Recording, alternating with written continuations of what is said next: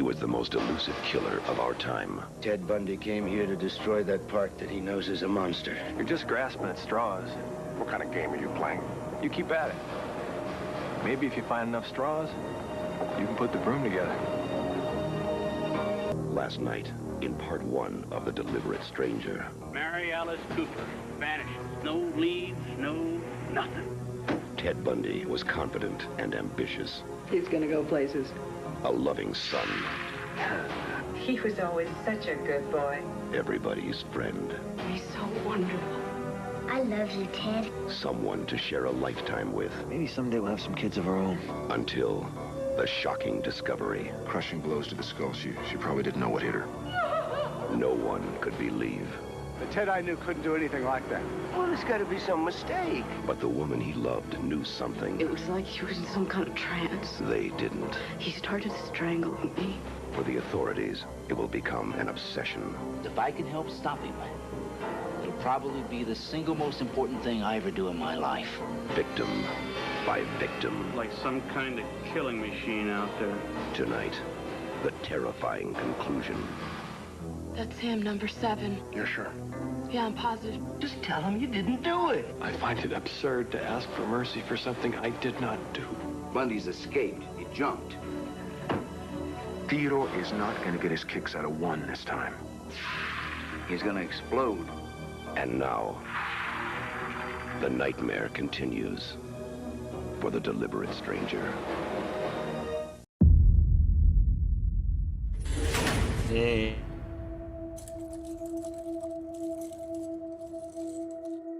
Do you remember the night we met?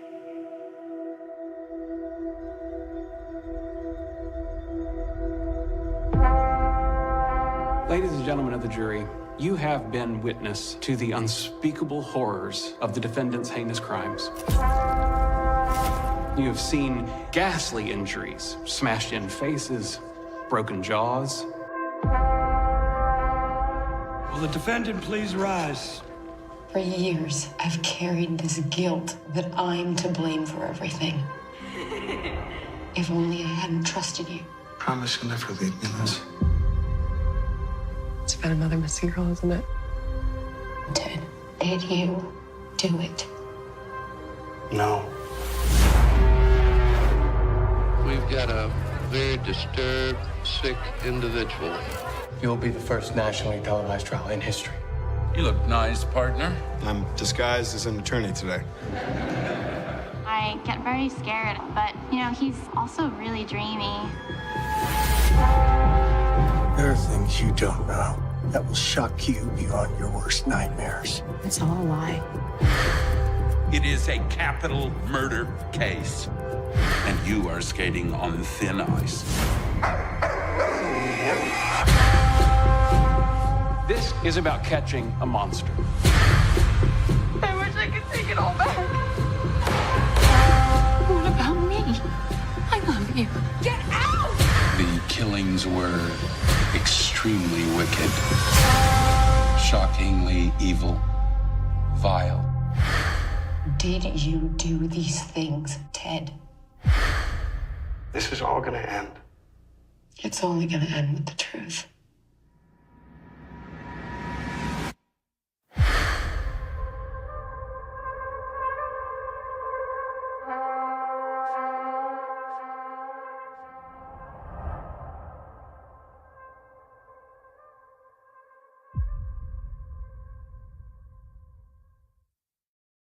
And with that, ladies and gentlemen, we're live. Welcome to Off the Blade. I don't know what episode this is. Off the Blade, serial killers. We're talking about Ted Bundy. We're talking about two films, basically one TV film, in my opinion, probably the best interpretation of the character. And then, of course, the one with Zac Efron in it as well, who does a powerhouse performance, in my opinion. Looks the most like him that I've ever seen. The way he looked at the camera. First off, we're talking about Ted Bundy, also known as Theodore Robert Bundy. Probably the most prolific, most dangerous person to ever live, in my opinion. He's the most prolific serial killer in American history. Gary Ridgway likes to tout that. Both are from the same area, but I mean, over 30 women.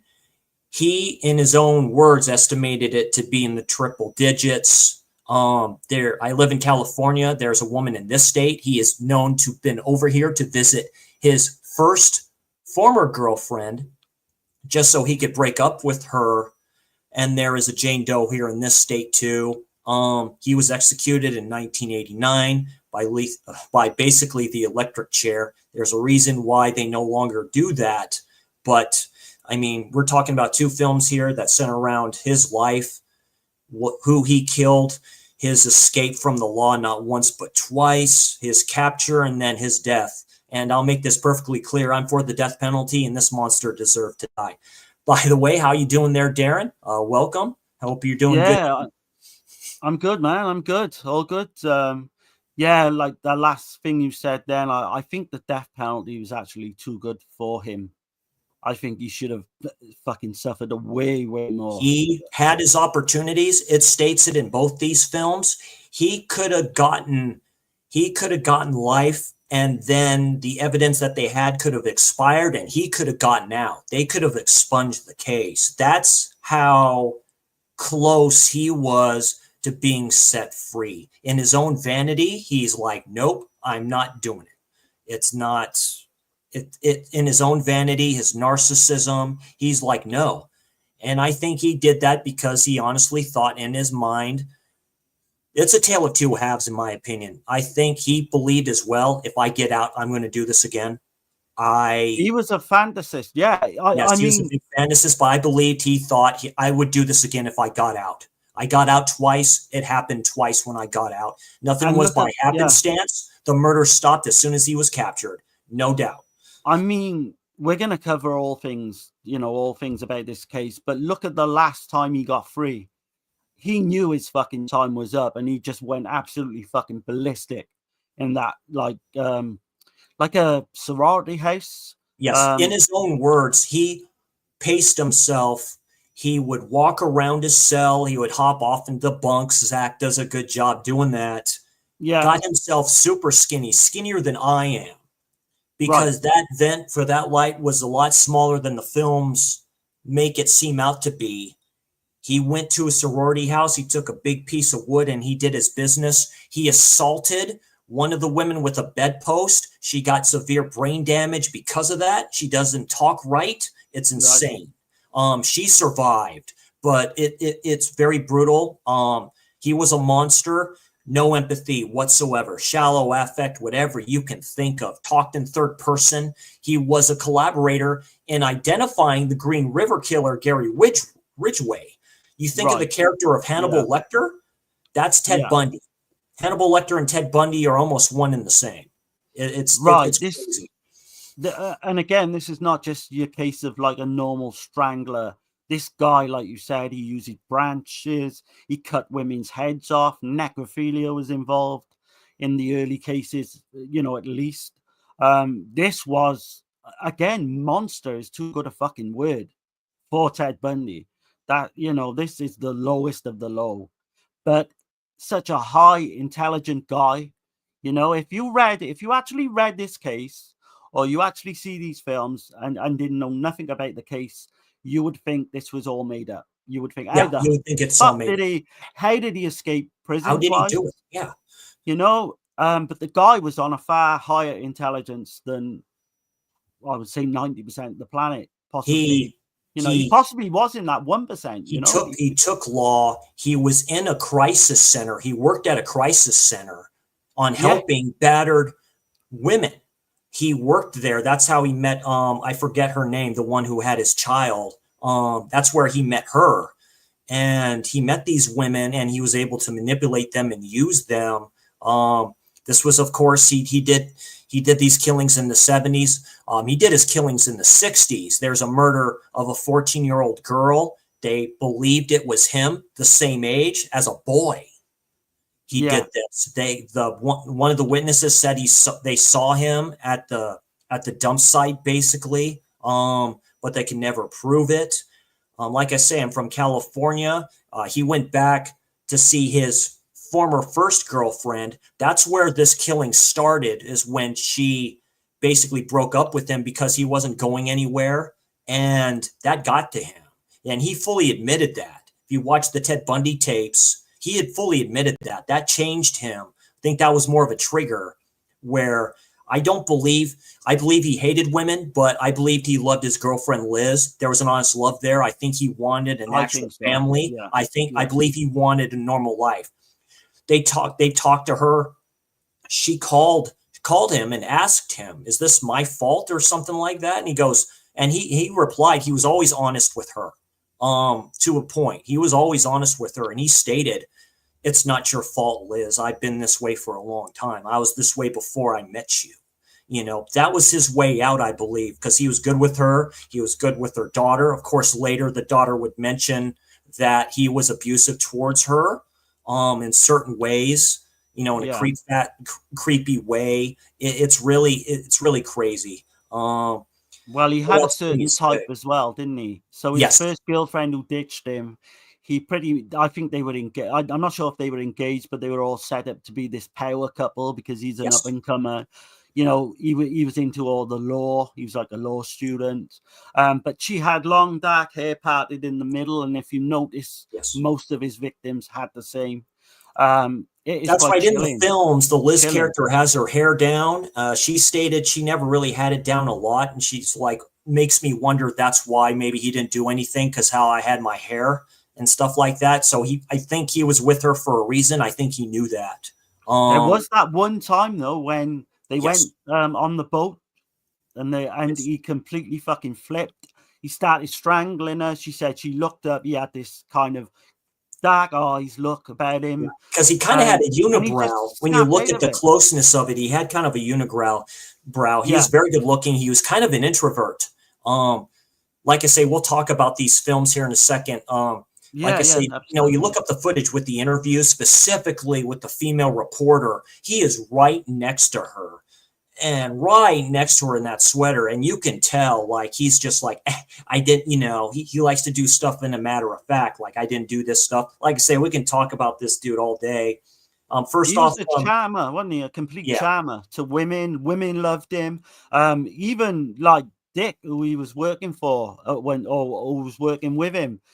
Like an older guy would look up to Ted and say, look, you know, he's got everything coming to him. He's going to be this big star, you know, political star. And then you've got the whole thing with he was a spy at one stage as well, you know, political spy. Yeah, he got in trouble. He got in trouble for that. Yeah, he got in deep trouble for that. Just, you have the notes there too, Darren. You did your research. Just talk a little bit more about this man, monster, deviant, whatever you can call him. Like absolutely, yeah. So I've got a couple of pages on his early kill. So we'll cover all his early stuff, and you feel free to like interject and you know. Yes.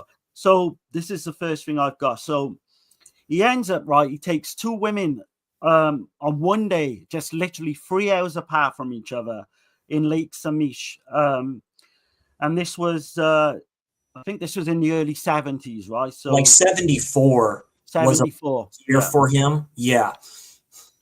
He killed 6 women that we know of by 1974.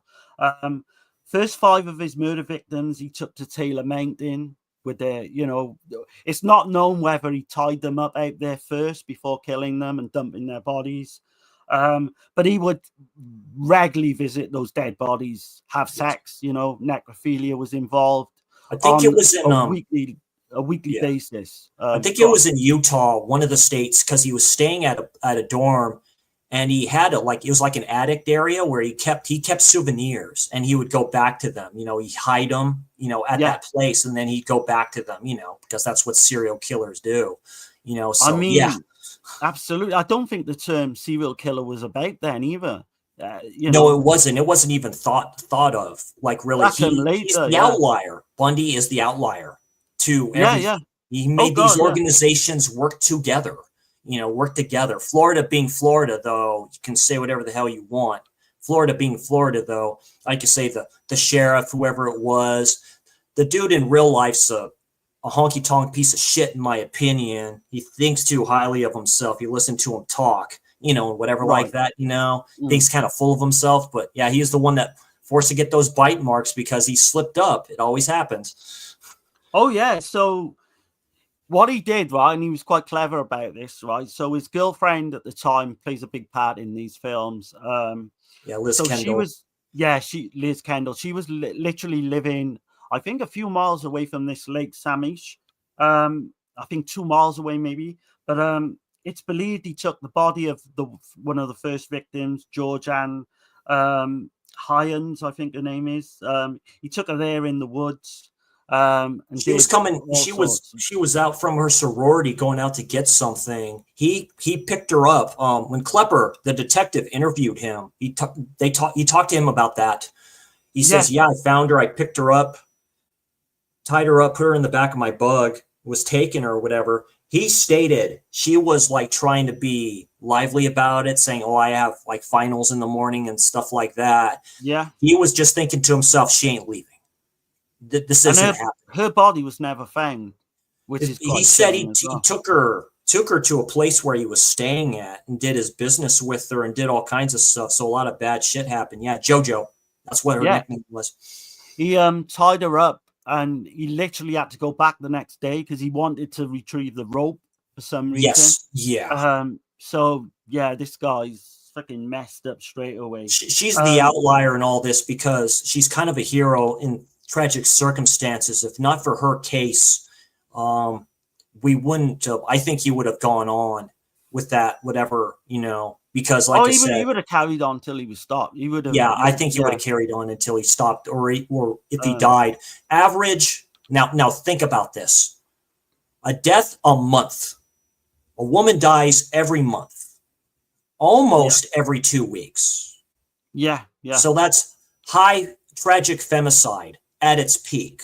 It's not good. 2 in 1 day as well. So 2 in 1 day. Yeah. After that, I think he got a bit spooked after that because he didn't kill for like 2 months later. It's almost I think he liked the thrill of it. It's like a freedom. It's like, look what I can do. Like, I can do this. I can outsmart you. You can't catch me, and I could be right under your nose. Like I say, he took classes on this. He was in police stations. He saw how they worked, so he knew. So his Moldai, the way he would go about this, right? And he was in clear view on the this Lake Samish. He asked 20 girls to come back to his car and help him with his boat. And a lot of them were just thinking he was just trying it on. He had this makeshift kind of arm in a bandage type the sling, thing. yeah. Buffalo Bill character in Silence of the Lambs. And he used his own fucking name. He used his own name. I'm Ted. Yeah. I'm Ted. And there's that picture, that famous sketch that does look exactly like him. It does. So his girlfriend at the time, and she even was questioning herself. She's thinking, he drives a VW. It looks like Ted. The name is Ted. He's literally within distance of being from this place. I think Liz, he even told her. When Liz took the call and said he owns a Volkswagen, but the cop on the phone said it was the wrong color. That's right. Yeah, it wasn't. Yeah, so that really flew. Yeah, just imagine. Yeah, she had a VW as well, and they she had a VW as well too. It was like a beige one, I think he had initially. But yeah, because he would swap the roof racks around, and he used that roof rack on one of the girls' bikes. Yep. That we'll talk about that in the first film that we're going to talk about here. Yeah, but definitely. Oh, yeah. So where he abducted these 2 girls, this was literally 20 miles away from his home.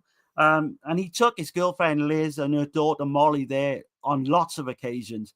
He even told Liz that he was at the fucking Lake Samish when all this was going down.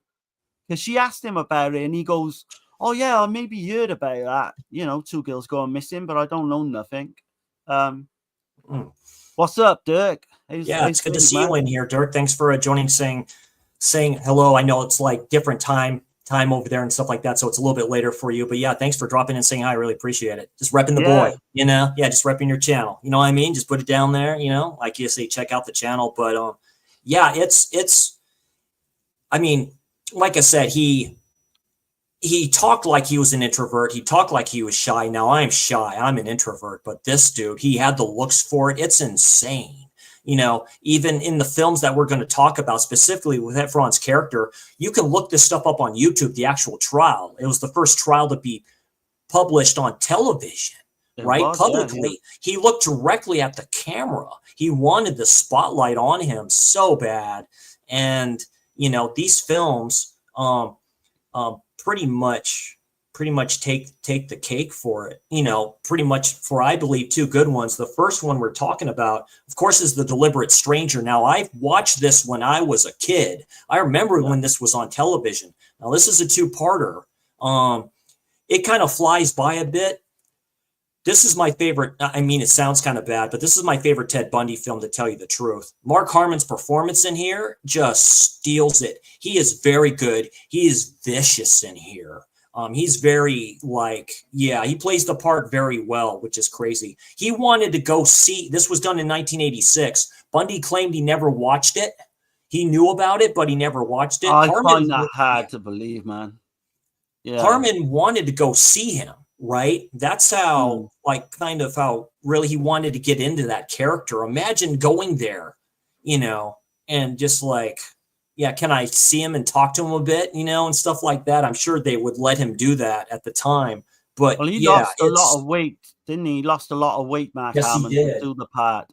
How young he is in here. Then, of course, Efron's character in here. And he looks the most like him. And he did a badass performance in here. All these people look like it, specifically her. And, you know, of course, you have John Malkovich as the judge, which is very interesting. Yeah. It's tough to say, you know, if I had to say one, I'd probably say maybe Mark Harmon's slightly better performance, but Zac Efron nails it as well. Yeah, of course. Yeah, these are very good films. These are very good films for what they are, definitely. But yeah, it's kind of crazy, some of the shit that went down, man. All the way through, little twists and turns to you know, when he escaped twice, and fuck me, man, he's hiding out in the woods in Aspen for 6 days before he got recaptured. He jumped from fucking a 2-floory courthouse. Yeah. I think he almost broke his leg, didn't he, at one point? Yeah, he almost broke it, which is crazy, right? Because, like I say, the guard that was supposed to keep an eye on him and stuff like that. Yeah, he was talking to a lady that was there at the trial, and he saw his opportunity. And yeah, when you see it, you just take it. He was very impulsive. He couldn't help himself. It's right. I think, because there's at least one, maybe two girls that went to his car with him when he was in Lake Samish, and then they got spooked. The one girl said, I got spooked real quickly, and she kind of went away. Yeah, but definitely. I think this case, in terms of getting him, there was another girl who actually got in the car with him and managed to escape. Yeah, I forget her name, right? Because he posed as a police officer. That was a big. That was a big thing, because she fought him back. She fought him back. She kind of went into and picked him out. And I mean, of a lineup. They've got you there, hook, line, and sinker. Then there's no coming back from that. Yeah, no coming back. That's what got him captured. Yeah. So, but what he would use is a crowbar in those early kills as well, which is ruthless, man. There would be no kind of passenger seat, I don't think, was there? I think they had to get kind of scooched down when they got in the car. I believe so, from the pictures that you saw, you know, when they found the duct tape and the mask. Means he was wearing a mask when he was doing it. Because he did in the last kill in Sorority House. There's a photo fit of him in a mask, and it looks exactly like Ted Bundy, where one of the girls managed to see him. But, you know, she didn't get attacked. I think she was walking by or something. But it's insane. The whole case is insane. Yeah, that's crazy. But so like one of his victims as well. So Denise was one of the victims early on too. She was this smart, beautiful girl. I think her boyfriend was asleep actually. In Lake Amash. And she went to the toilet, I believe, and she came out the toilet, and Bundy approached her. Yeah, Bundy approached her. There's witnesses to all this, man. Yeah, there was all there. Yeah, they talked to a lot of people, and they got a sketch, and it's just crazy because they just never could fit it at the time. You know, it's that's what happens when you have lost you know, you don't have the technology that you have now and all this other stuff too, but hands off to them, the brave men and women. It's because those women detectives and those divisions, that task force, that this the son of a bitch was finally brought to justice, and that's what it's about, you know. Right, because they didn't find the bodies till like a year later, of some of his early victims. Yeah. And the one was minus a head, so a head had been chopped off, which comes into play later on in one of the films.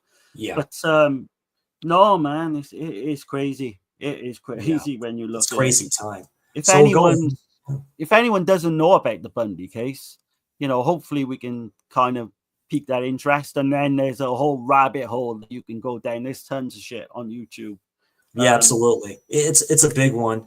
Really, that's what got me into, you know, true crime docs. Really, it all started, like I say, with that doc on Netflix, Conversations with a Killer, which is probably the best one they have for that, where it was those two dudes that wrote the book on him. You know, and that was in the early 80s, where they went to go see him. You know, it says, that's fine. You can reopen my case, then I'll talk to you. And sure enough, he's like, I just gave him a tape recorder. He pressed play and he started talking. That's really what it is. Highly suggest you all check that out. That's on Netflix. That's one reason to get that. That's the question I was going to ask you. So, do you know right near the end when he's up for execution, yeah? And he's trying to fucking hold it off, and he's trying to give him more information. He tried to commit suicide with the dude, with the FBI agent that was helping out and stuff like that. Yeah. He was going to take the pen and do it, because he told him straight up. He's like going, I don't want to give these people the satisfaction of killing me. I don't want to give it to him. That's how kind of ruthless he was. He talked to his appeals lawyer, that one female, and he straight up told her, I'm an evil son of a bitch. I'm ruthless. He straight up said it in his rage. He said it. It's like, I'm not to be trusted. The only thing with that, because he never showed any fucking empathy for any of his victims, even right to the end. You know, you get some serial killers, they hate themselves for what they do. They know that it's literally in them. They can't stop themselves, obviously. And then after the killing, the act, they hate themselves. Bundy wasn't like that. He was a different animal. He just didn't. He had no empathy for anyone. I do believe he did love Liz. I do believe, like you said earlier. I think he wanted a family. Yeah, they all do. I wonder what was going on. Because you said, didn't Molly come out and say she was abused by him? She came out and said she was like molested. She was by him. She somewhat molested. Said he would hit her, I believe. Like they'd kind of do foreplay and stuff like that, but at the time, as you get older, you can kind of see it in his eyes, maybe, because we don't know. It's the only thing we saw was what's on TV, right? With him being the way he was. We never really saw that hide. We never saw the hide. We saw the Dr. Jekyll a lot. We never saw the hide. No, he blamed everything on pornography. I even blamed slasher films at one point when he was being interviewed. Do you know what I mean? Anyone by himself. He did. You blame anything and anyone by himself. Yeah, talked in third person, described how these murders would happen and stuff like that too. He's talking about himself. He did that on purpose. But do you notice there's one kill he never mentioned and he would never talk about, and that's the murder of Kimberly Leach, the 12-year-old from elementary school, which is fucking shocking. Yeah, he parked out there in a van and took her. Yeah, and that's one thing he would never discuss. Because on top of all this shit, he was into young girls as well, which is fucking crazy, man. There was one in the one doc where Liz talks about it. They talked to one of the family members of the victims when he was naming off all the victims. And he wouldn't talk about that one female in particular. And the mother mentioned probably because she fought him back. She probably fought back. If they're kind of refusing that means they put up some kind of struggle, and he was pretty domineering. He had that narcissism about him where they're probably mostly dead when he would molest them already. He would choke them and kill them or do, like you say, more horrific stuff. So he was an animal. He even killed that 16-year-old, Nancy Wilcox as well. So he was, he wasn't prone to just killing 20, 21-year-old women. He was, he'd kill anyone really. Yeah, exactly. So yeah, it's very, very, very interesting. And like I say, there's definitely a rabbit hole with a bunch of this stuff, but we're going to go ahead and start with the first film done in 1986. So it's directed by Marvin J. Chomsky. I believe that's how you say it, or Chomsky. Stars Mark Harmon as Ted Bundy. I think this wasn't his first role, but that's The Deliberate Stranger, 1986. What's your thoughts on this film, by the way, there, Darren? Or this TV special, basically, because they don't make them like this anymore. No. I can remember this back in the day. It was played in the UK. Yeah, I mean, even now, I think it's the best film to portray Bundy. I think Hammond completely nails it. You've got Frederick Forrest. He plays Detective Bob Keppel. Yeah, Keppel. He's superb. I think Glynis O'Connor. She's superb in it. As Cass Richter, aka Liz. They didn't. Her name wasn't put on here because this is the most current at the time. He was 86. He was alive. He didn't die until 1989. This is when the appeals were still going on. So like the Elvis film done by John Carpenter, these were the most current type ones. So this was going on, like he was in jail at the time, in prison at the time when this film came out. Like I say, it was a two-parter, which I showed the trailer for the second part, or it goes through what happened in the first film. It's based off the book, The Deliberate Stranger, by the Seattle reporter Richard W. Larson, who knew him. Yeah. Who knew him. And I forget the actor who plays him because I believe he's in here. Dick, I think he's called in the film. Yeah, that's called in the film. Yeah. But the actual locations were real. They actually filmed this. Yeah, they filmed it in the actual spots there in Seattle. Yeah, in the areas. Yeah. University of Washington, Summit State Park. This aired on May the 4th and the 5th, 1986, and actually got over 30 million viewers. So if you put that into kind of context, that you only had a few, I don't know how many films like this. The Burning Bed kind of started it. Which same Farrah Fawcett. Yeah, same type of film. But what Hammond would do as well, he got to mimicking all Bundy's mannerisms. He completely nailed it. Like I said earlier, he lost a lot of weight. I mean, this is the benchmark, I think. Even though we'll come on to ratings a bit later, and they're pretty similar to the two films, because I think they go hand in hand. I think the other one's kind of like an updated version where it's more modern. I think a lot of the Netflix, younger people will kind of like that a little bit more. It's like Woman of the Hour a little bit with Anna Kendrick. It works the same way, in my opinion. But yeah, like you say, it's kind of chilling to think that this was like while he was actually alive. The film's production was kind of a bit like a tightrope walk for the director. He was known for doing historical efforts like Roots. Remember the TV series? Yes. Roots? And he aimed to treat the subject with gravity, but he didn't really want to put any exploitation into the film. And if you notice, a lot of the gruesome kind of things that Bundy actually did is not really mentioned.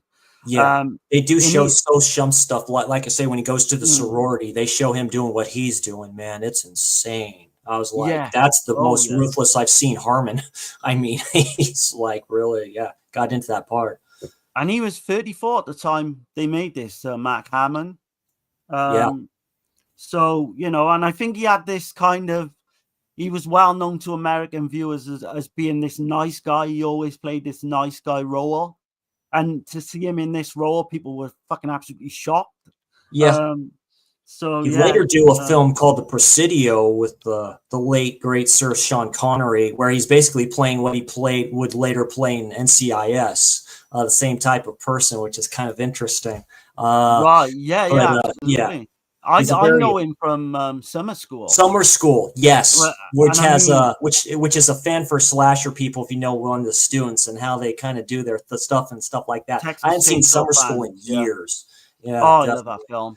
But it so poles apart from his performance in Summer School to this. It's it's crazy.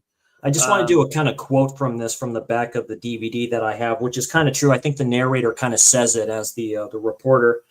No one really knew him. Not local politicians awed by his Kennedy-like presence. Not the co-eds he charmed.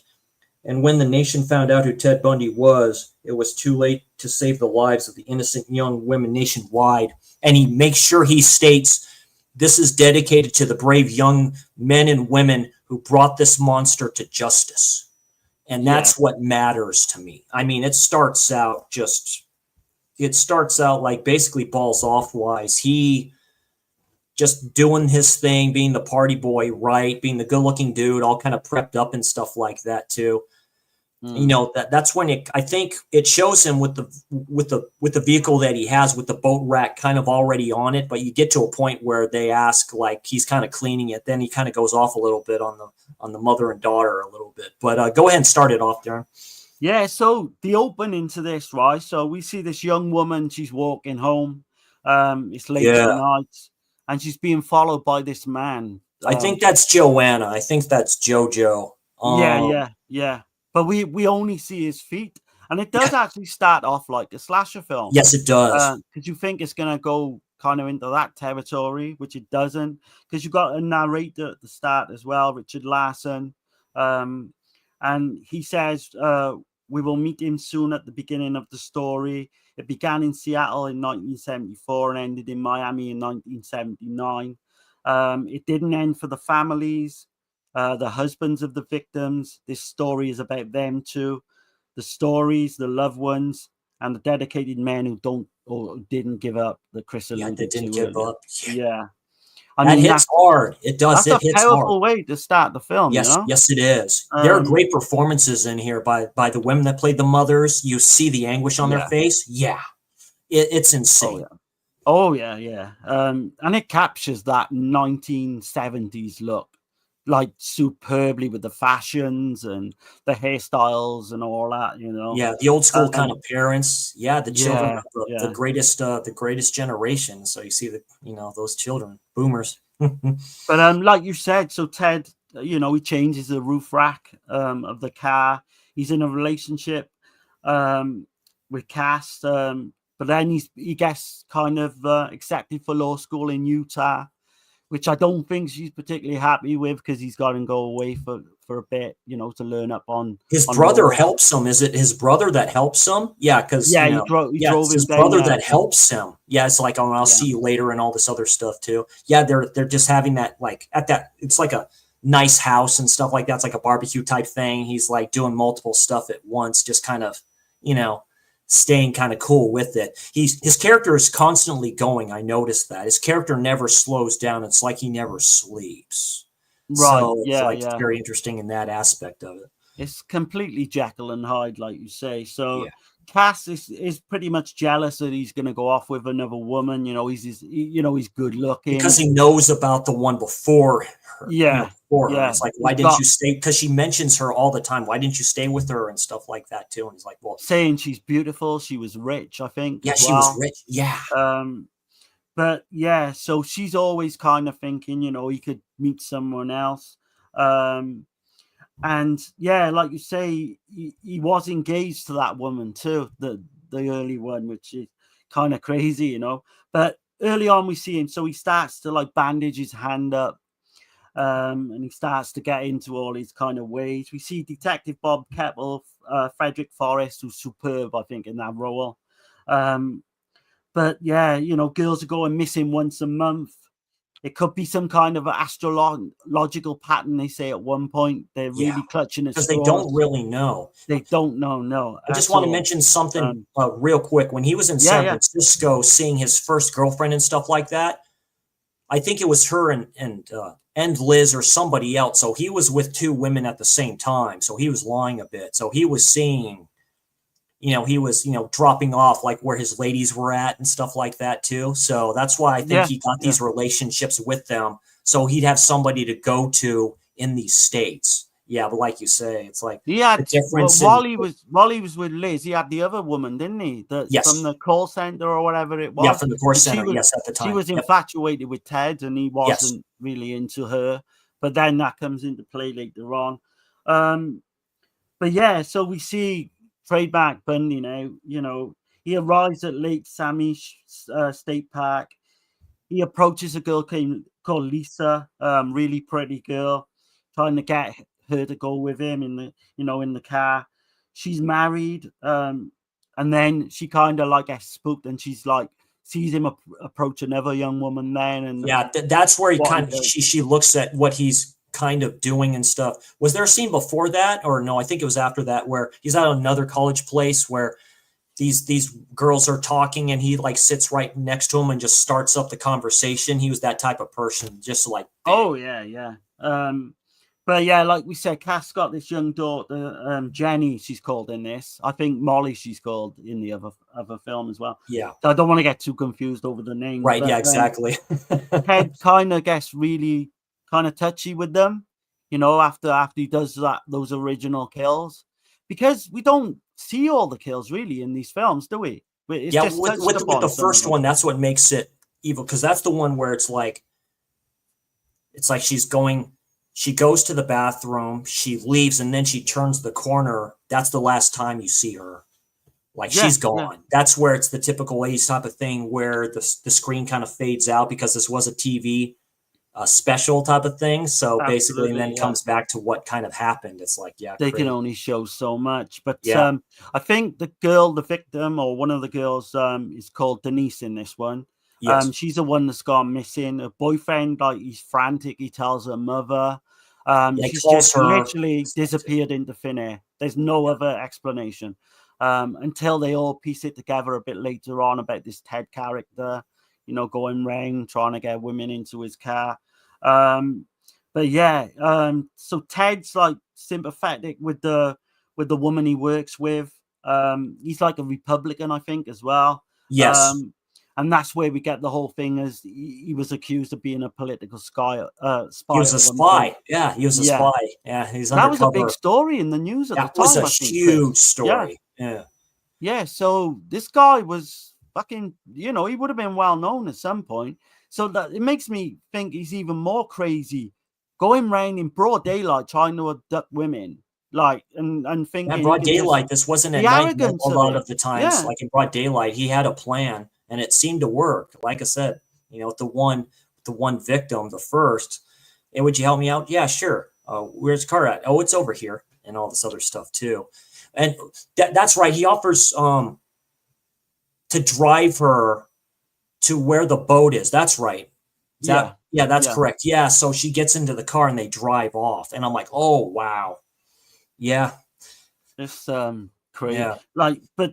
If you notice again, like, all these girls have got the same long hair, parted in the middle.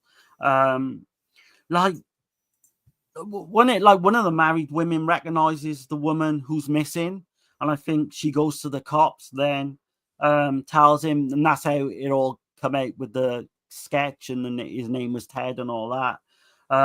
But the passenger seat is always missing from his VW, which is kind of crazy as well. Yeah. But yeah. I don't know if you want to go through the comments, man, because just throw real quick. Red Rusty, very cool dude. He goes to me and Keith's streams as well. He's on Keith's channel every once in a while. Yeah, I like Deliberate Stranger. Also have Man of God. I haven't seen Man of God in a long time. Ted Bundy 2002, and Ted Bundy American Boogeyman. I've seen a little bit of that one. Only Need is Extremely Wicked. Chuck. I don't think there's a physical release of that one yet. Since it is on Netflix, it was original Netflix. Original is on YouTube as well. Netflix is kind of little iffy with their licensing. I was surprised to see the second film we're going to cover was on YouTube. Like, I was kind of shocked. Yeah, no, gotta love YouTube sometimes, but yeah. Oh yeah, yeah. But yeah, so Cass then, she reads the local newspaper and has this gut feeling that Ted could be the killer. She tells the police. She's the first one to actually alert the police, which is another big thing that comes up later on in the film. Yes. But she realizes that he's keeping this plaster Paris in the bathroom, and she's just putting everything one on one together, But yeah, he tells Cass, like, he didn't love his ex Deborah, the wealthy girl, which he did. He completely did, and he was obsessed with her. Well, he felt defeated. He felt defeated because it's true. you got to be successful, my man. You got to work for it. If you don't work for it, and this was done in the 70s and stuff like that. We're talking about revolution here. And he was a product of the 70s. He was a product of that. And he knew the environment that he was in. So, yeah. So in terms of killing the women he did, and it was pretty much unheard of then as like a serial killer or a killer of so many victims in one go. Would he have been the first then in America, do you think, Chris, that kind of, that was spotlighted and, got all the newspaper coverage and all that? Because I can't think of any in the 60s. I'm guessing, like say everything was per state too. Like I say, all these, all these agencies were all just within their borders. So seeing something like this was the first time they saw anything like this, like anywhere. You just didn't see this. Yeah. So there's an issue. Like you say, the actors and actresses do a great job, specifically, like say the detective Bob Keppel, really, that took him for a loop. Of course it does. It becomes your lover technically, right? It becomes your mistress. Right. It becomes that thing. It can destroy a family. It can do all this stuff too. It's that scene with one of the victims that they go to the mother, right? Yeah. And tell her it's her because they got dental records. And it's like, I'm sorry. And all this other stuff too. And she just breaks down and what can you do? That's where the drama comes in and you feel for that. It's like, because it looks at it from both sides. Yeah, like you say, the detective, he doesn't sleep. He's constantly 24 hours a day trying to solve this case. Emmett Walsh too as an actor. What a great actor he was. Detective Sam Davies, he retired a quarter of a way through when these started and stuff like that as well. He was getting close to retirement when these murders kind of started, the actual person. So, but it was cool that they put his character in here because Emmett Walsh, you could just put him in anything, really. He does a good job with it. Yeah. But we get the scene now where Ted's brother takes him home to see his mother. And she tells Ted, go and is like his stepfather, right? Because she remarries and whatever that too. Basically took him in to be his own. And he tells them that Cass's parents live in Salt Lake City, where Utah, where he's about to stay.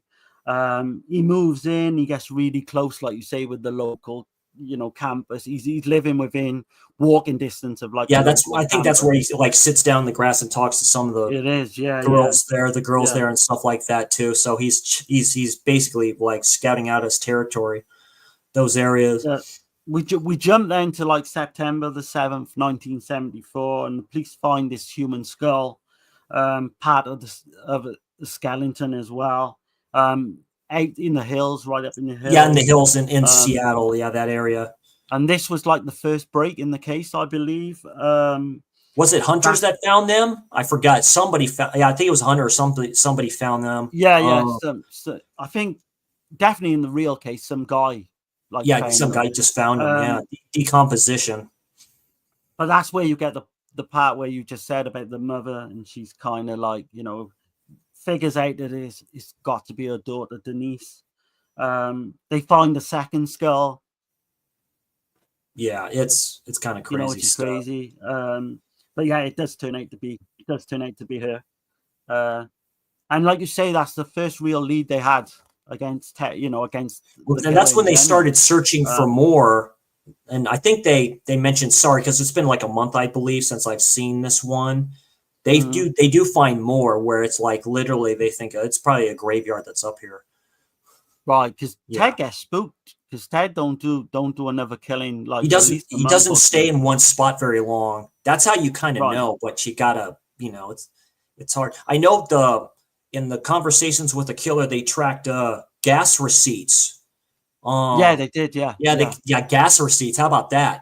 From where he was going. I remember when he talked about he was watching the Rose Bowl game. Now, my parents were at the Raiders Super Bowl. The Rose Bowl took place on a Saturday, or on a Saturday. He was in Michigan, I believe, and he said that he went to a bar drunk and stuff like that too. Yeah. Or I believe, and there was a lot of whatever fans there and stuff like that too. And he said they beat the hell out of him. Right. I mean, because he was on the road. Yeah, he's there's on the no road. doubts he killed a lot more. But Kaz's friend points out to her that Ted could well be the killer. She really thinks Ted's the killer. Like, do you think? Could you? I mean, there's similarities here. Yeah, it says the two are all casually alike until it gets kind of serious. We see Ted. Then he picks up the pretty hitchhiker. There's that scene. But Denise, one of the early victims, she has like this church service. And the cops thought the killer may well have shown up. May well be there. Yep. They're all sitting down. That's actually a thing that does actually happen in real life as well. Like that plays the other detective that you saw in the trailer, like talking to him at the courthouse and stuff like that. I forget his name. I've seen him in other stuff. He's really good at it. Yeah.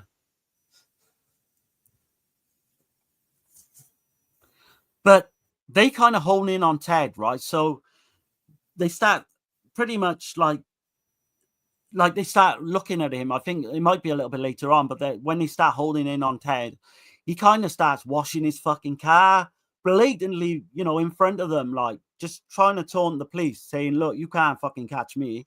I'm washing away the evidence." And all right, that he shit. Waves to him. Like he waves to him. He's like, "Look at this smug son of a bitch." He's like, literally, look how smug he is. He's doing this right in front of us because he knows we can't do nothing about it. Yeah, it's insane, man. Just the arrogance of the guy. But yeah, so Ted he starts focusing on this other woman named Katie. He starts chatting her up. She really kind of likes him. He says he's from the Great Pacific Northwest, and he starts stalking her and following her in his car. Yeah. So yeah, typical kind of stalking slash type thing.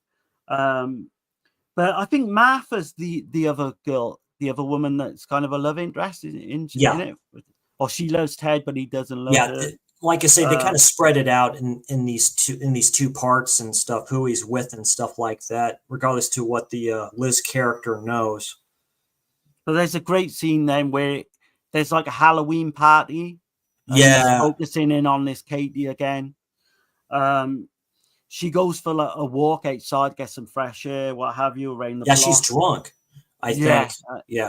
She and you see this great shot of this right, because she's like, I'm just going to go take a walk or something like that, and he just is right behind her. This shadowy dark figure just following her. We all know by this. Yeah, we all know who it is. I like it. I like the way they do that because it's like they want to kind of keep that idea of like going, is it him or is it somebody else type of a thing. I always like that. Films like this. But Ted was kind of clever because within an hour of killing his victims, half an hour, whatever it was, he would ring Cass to try and get like an alibi going on.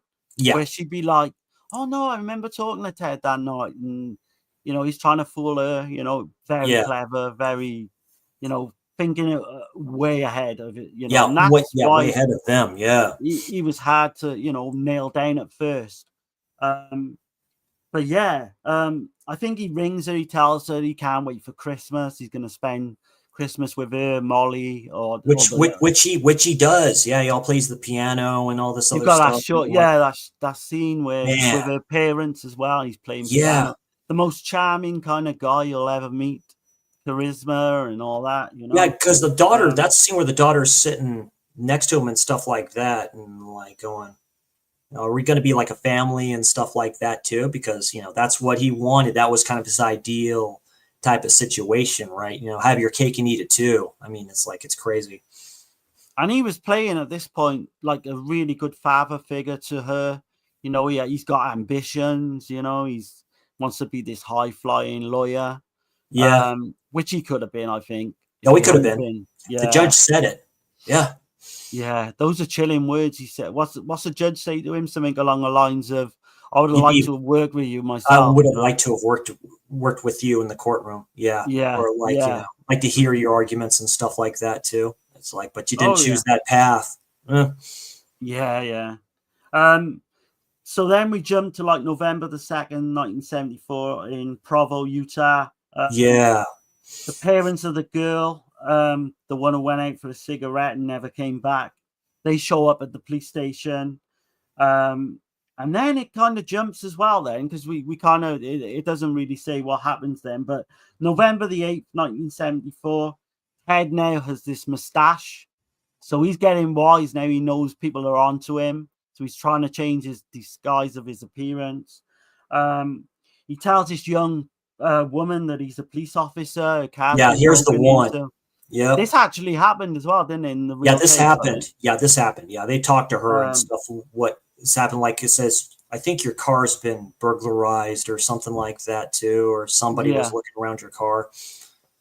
And he actually has fake police ID, I think, at one point, and he says he shows it. He shows it like really quickly too, which is insane. Yeah. She's like, she didn't, at first she's all for it. Like, that's what Gary Ridgway would do when he'd pick up his women.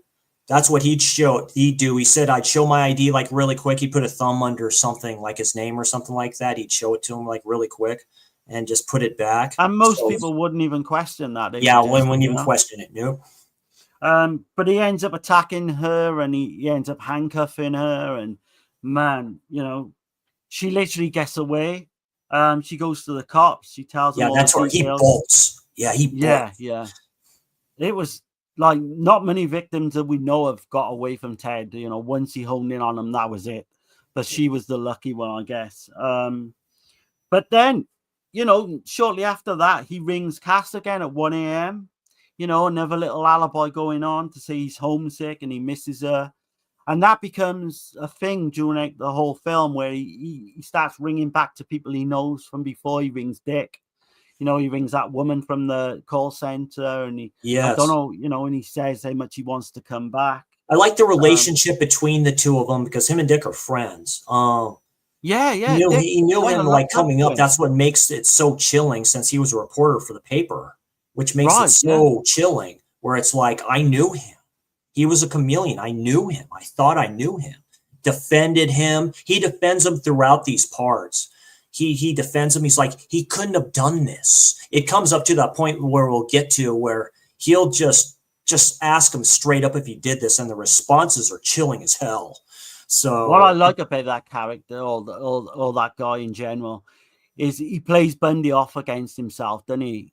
Yes. Towards the end, he's in with the cops, so he's telling the cops everything Bundy's telling him, which Ted don't know. Yeah. And he's kind of like trying to be a friend to Ted, but deep down he wants evidence that Bundy's doing all this. And he was in denial for a long time as well. Yes. Because Ted just could talk his fucking way out of anything. Well, it's like anybody like you or best friend or even, like I say, family member, like my half brother or half sister, if they did that, it's like I'd probably bawl my eyes out and go see to them in the holding tank and be an interesting conversation. I'm like, what's going on here? I mean, what is it? It's like, what would cause this to happen? You know what I mean? Because it's like the all-American dude, really. So, just doing these evil, monstrous things. So, Can you imagine being like a friend or love interest of this charismatic, really, fun person who's, bubbly, he likes meeting people, he's confident, and then this other dark side that there's no way you would believe it. He's a smooth talker. You wouldn't believe all the shit, would you? You would just be completely blind. And I don't think, I don't blame Liz for letting it go as long as she did, really. Yeah, I don't either. She did give the police that information and she did say, check it out, Yeah. But I know she really, like, as time went on, really kind of was distraught. The fact that she could maybe say. Was it this film that, was it this one too, where she shows him the picture of him when he gets arrested? Because basically that was it. When he gets arrested, that's what basically got him. That's when they knew who he was. Yeah. So yeah, like you say, so Susan goes to the cops. Ted hears on the radio then, hey, the body of a young woman was found and a 17-year-old girl is still missing. Yeah. He's acting all normal like, I think. Yeah, that's where we see Katie's parents are taken to the police station to identify the body. And you hear the fucking father just scream out. Because I don't think the mother wants to go in and identify. No, the mother stays out. That's right. Yeah, because that's the one before where And then you hear the father just whatever like that, and you see her just break down. he just Yeah, screams because out. that's the father's. Yeah, it's his daughter. Yeah, I get it. But what's kind of a thing now is so Cass's friend now thinks that Ted is definitely the killer because all these women are going missing in Utah where he's moved to. Where he's moved to. Yeah. So nothing happens by happenstance. Nothing happens by happenstance. Yeah, you happen to be here in this state. Yeah. Living in this town where these murders are going on. So she's saying to her, like, you know, fucking get real, like, you know, he's killing these women. You know, you haven't got to be Einstein to work that out, you know. And I think considering Bundy was such an intelligent person, I was surprised he made that error. Where he's very compulsive. Yeah, I'm a compulsive person. I'm very compulsive. I can be very narcissistic too. I think we all are. I think you're spot on there. I think that's why he got caught, because he's compulsive. If he'd have thought more about it, he would. He couldn't help himself. Yeah, he couldn't help himself. Yeah, no. He's like, shit. They haven't caught me yet. Yeah, they haven't caught me yet. Holy shit! Yeah. You know, it's like I can do this stuff. You know, I mean, he would just hone in on these women and girls and what have you, and he literally could not fucking stop. Yeah. But yeah, she definitely thinks he's the killer. Cass is still kind of in two minds. I don't think she wants to believe it. Yeah. If anything, you know. But the cops think the killer may be dead, or there's some reason why he's not. Yeah, why did he stop? Yeah. But this is back where all the original killings were taking place. Right, because nothing's happened there. Exactly. Yeah, they don't know what's happened in these other places. So the two police forces are not combined at this point. Yep, not at all. Yeah. Which is another major flaw. And I think at one point, don't they get this big super duper computer in? Yeah, you know, at the time. Yeah, they do. Yeah. To help them out because they had to get like help from the FBI and all this other stuff too. We have to get help. We have to like, it's like an algorithm type of thing, right? Almost like AI is now, right? You type in something like a search engine basically to see what you can get and stuff like that too. That's where a lot of the calls begin. You see like everybody's taking calls, like everybody at the first time, everybody's taking calls. You know, that's where, like, say the Liz, she calls, Cass calls, you know, you get that for like the brief thing and then nothing happens. Yeah. And it's like, well, I'll keep an eye on it. That's where he takes the paper because he remembers, right? He takes one of the papers and, you know, he puts it to the side in a pile. You know, that comes into play later. Yeah. So obviously now all these murders are starting to happen in Utah where Ted is at. So it's quite clearly him. I think the police, you know, like you say, they combine forces at one point. Time goes on too, and like I say, some people retire, and you know they're kind of doing other things, but they're still sticking to it, you know, and stuff like that because you know these people are determined. Yeah, of course they are. They want to find it, you know. And the docs that I've seen, they have maps. They have maps. They have these maps. They have these areas. This person was taken out here. There's always a pattern to everything. You know, they do a good job in this film too, even at this time doing that.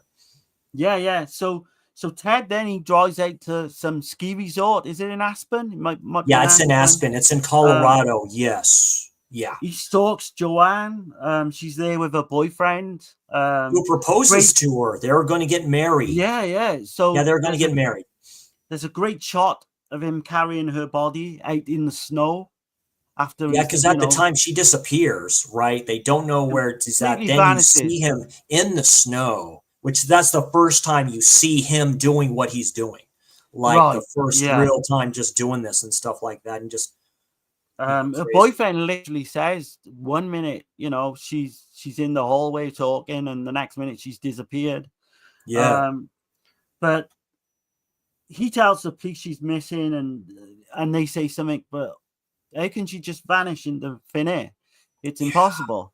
Because it was the snow. They had to wait till that thawed. That's the chilling part. Ted knew what he was doing. You know, he was one step ahead all throughout. But that's when Ted rings Dick straight after that again to like fucking get some kind of alibi going on.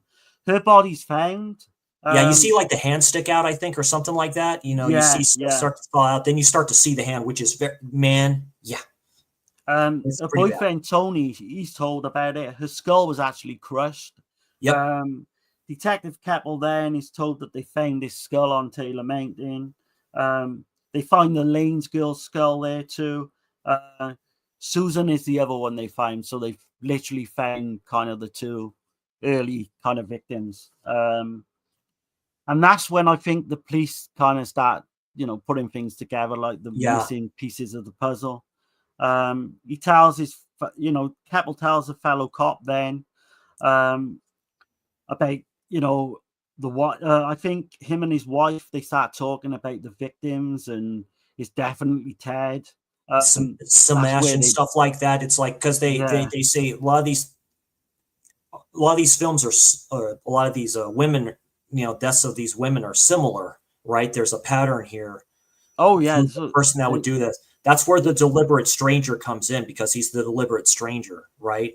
You don't know who he is, right? But he happens to mix in with the crowd. He goes into these communities, right? Like the snake that he was, like the chameleon that he was, goes in there and just do that. The deliberate stranger. I'm like, damn. Didn't Keppel, I think, give him that title, the deliberate stranger? Yeah, I don't know if that was actually in the real case. I'm not sure but I know they do that with these films. They kind of do that tropey thing where they'll call him the deliberate stranger. It works for this because it's based off the book that was done by the Dick character. But yeah, like you say, extremely wicked, shockingly evil, and vile was actually used by the judge on the case. Yes, that's what he called him. Yeah, this what has happened here is like nothing I've ever seen in the 20 years I've done this. Yeah.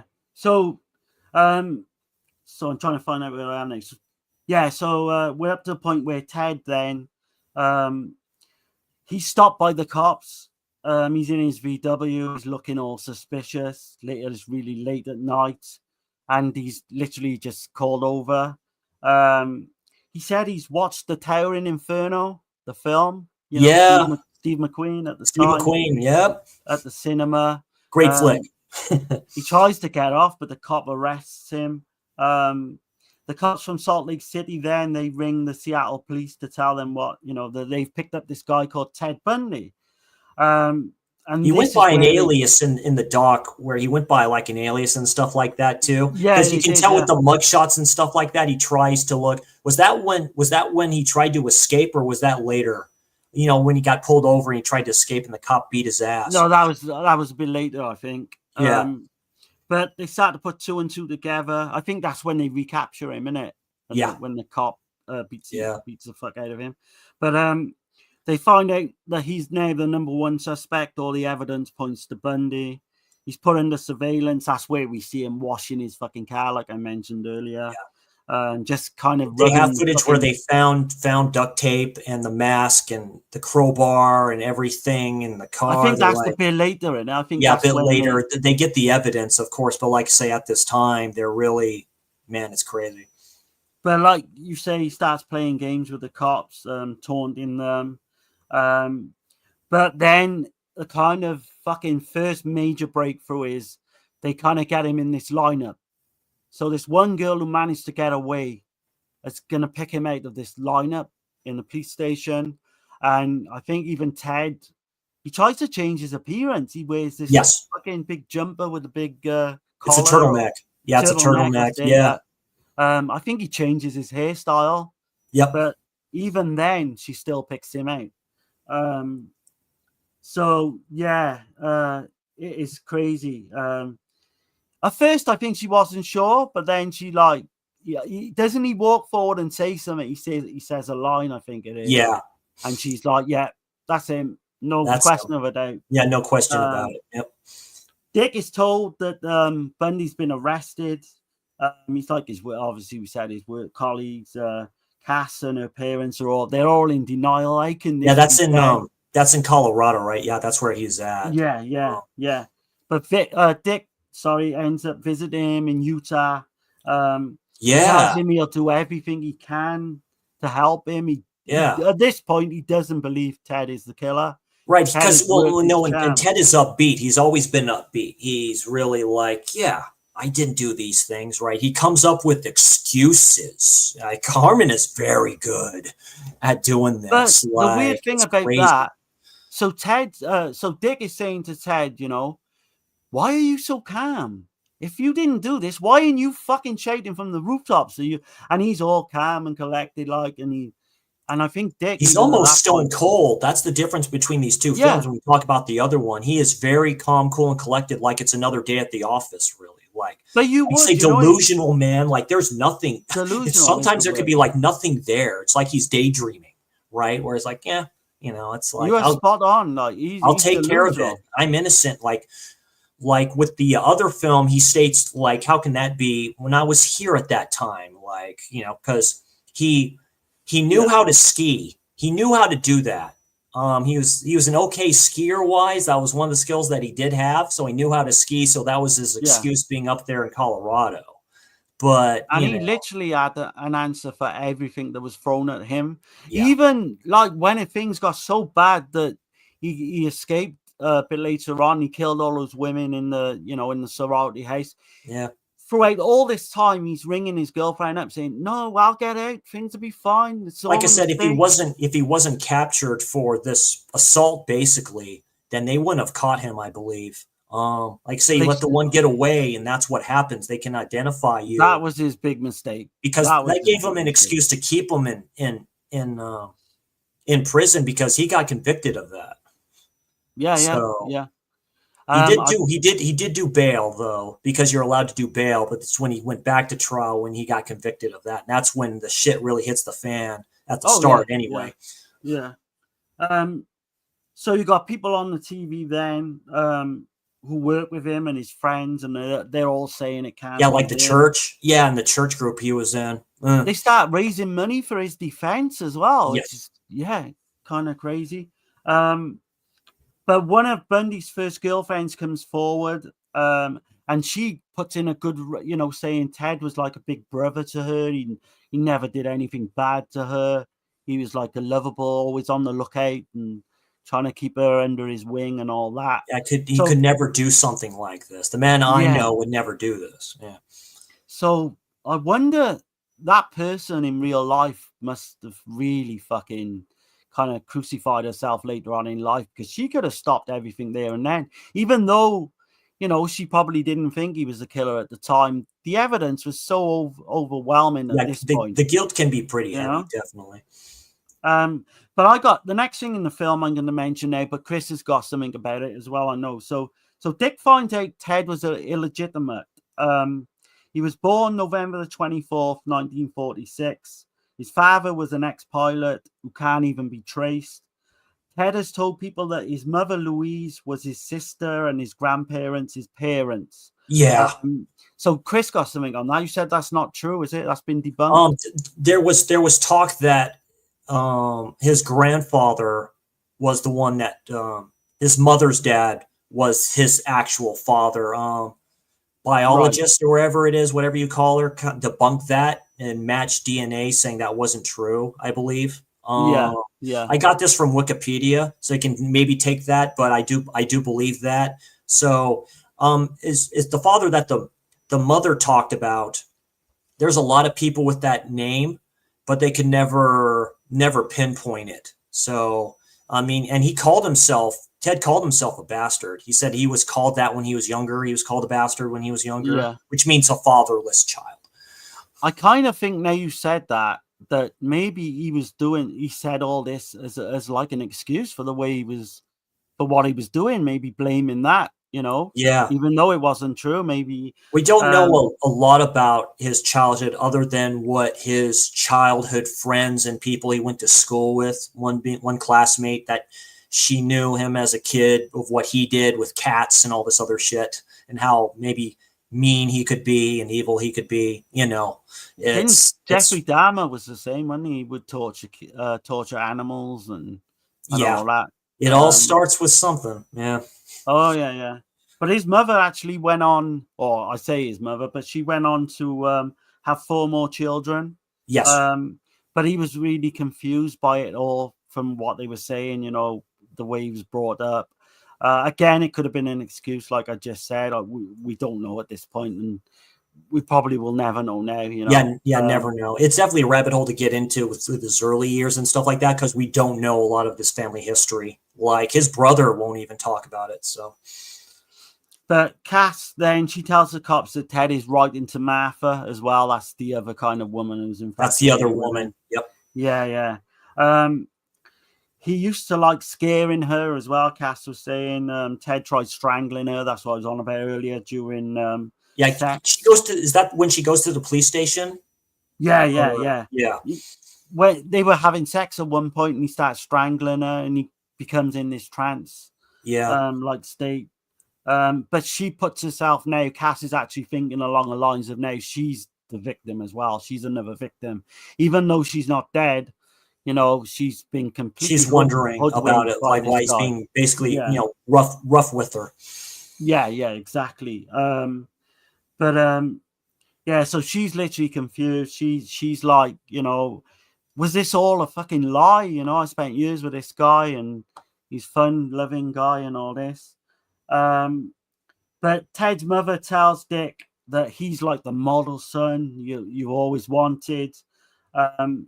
But didn't Dick, he goes digging a little deeper, doesn't he? And we find out that Ted was actually a petty thief when he was younger, amongst other things. Ted makes bail then. So Dick goes and has dinner with him. And Ted literally got this big fucking speech where I'm being framed.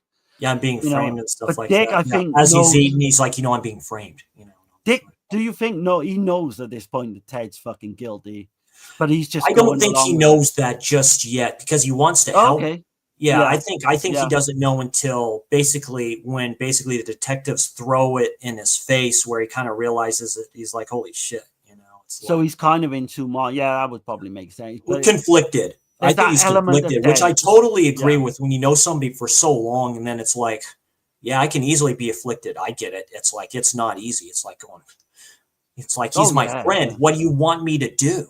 It's like abandon him type of situation. I can't do that. But we jump then February the 23rd, 1976, and this is like an interesting date because it's the court case.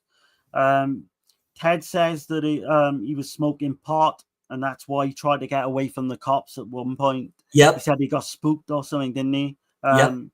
He got like an excuse for everything in court. Even why he's got the handcuffs and the crowbar. He said he picked the handcuffs up from a rubbish dump at one point. So he's thinking well ahead, Yeah.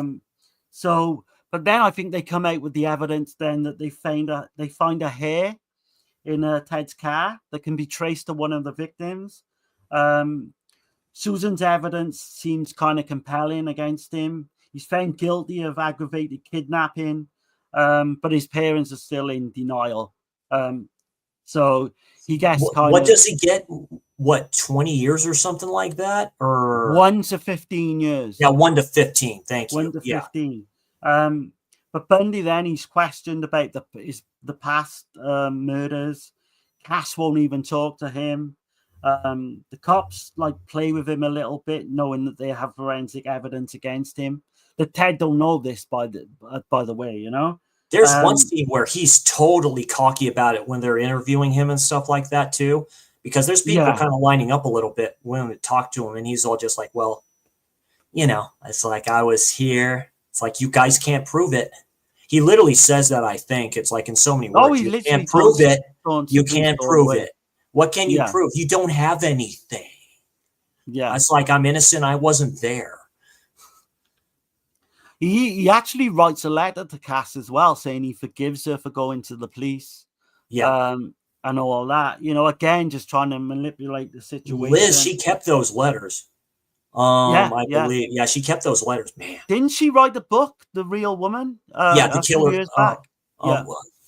Nanette, good to see you here. She makes a good point here. Yeah, one of the books about Ted Bundy is called The Stranger Beside Me, and the reason it's named that is because the person who wrote it knew Ted, and her name is Anne Rule. Yeah, and Anne Rule knew him since during his, I think, political days a little bit, or forgot where they worked out. I think it was the hotline.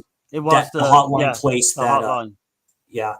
I've got a hotline he volunteered at. Yep, absolutely. Yeah, it's true. He did. Yeah, I've literally got that book in for sexual assault victims and stuff like that too. Yeah, how about that? So he's trying to justify kind of Right. almost in a way being the white knight to what he does.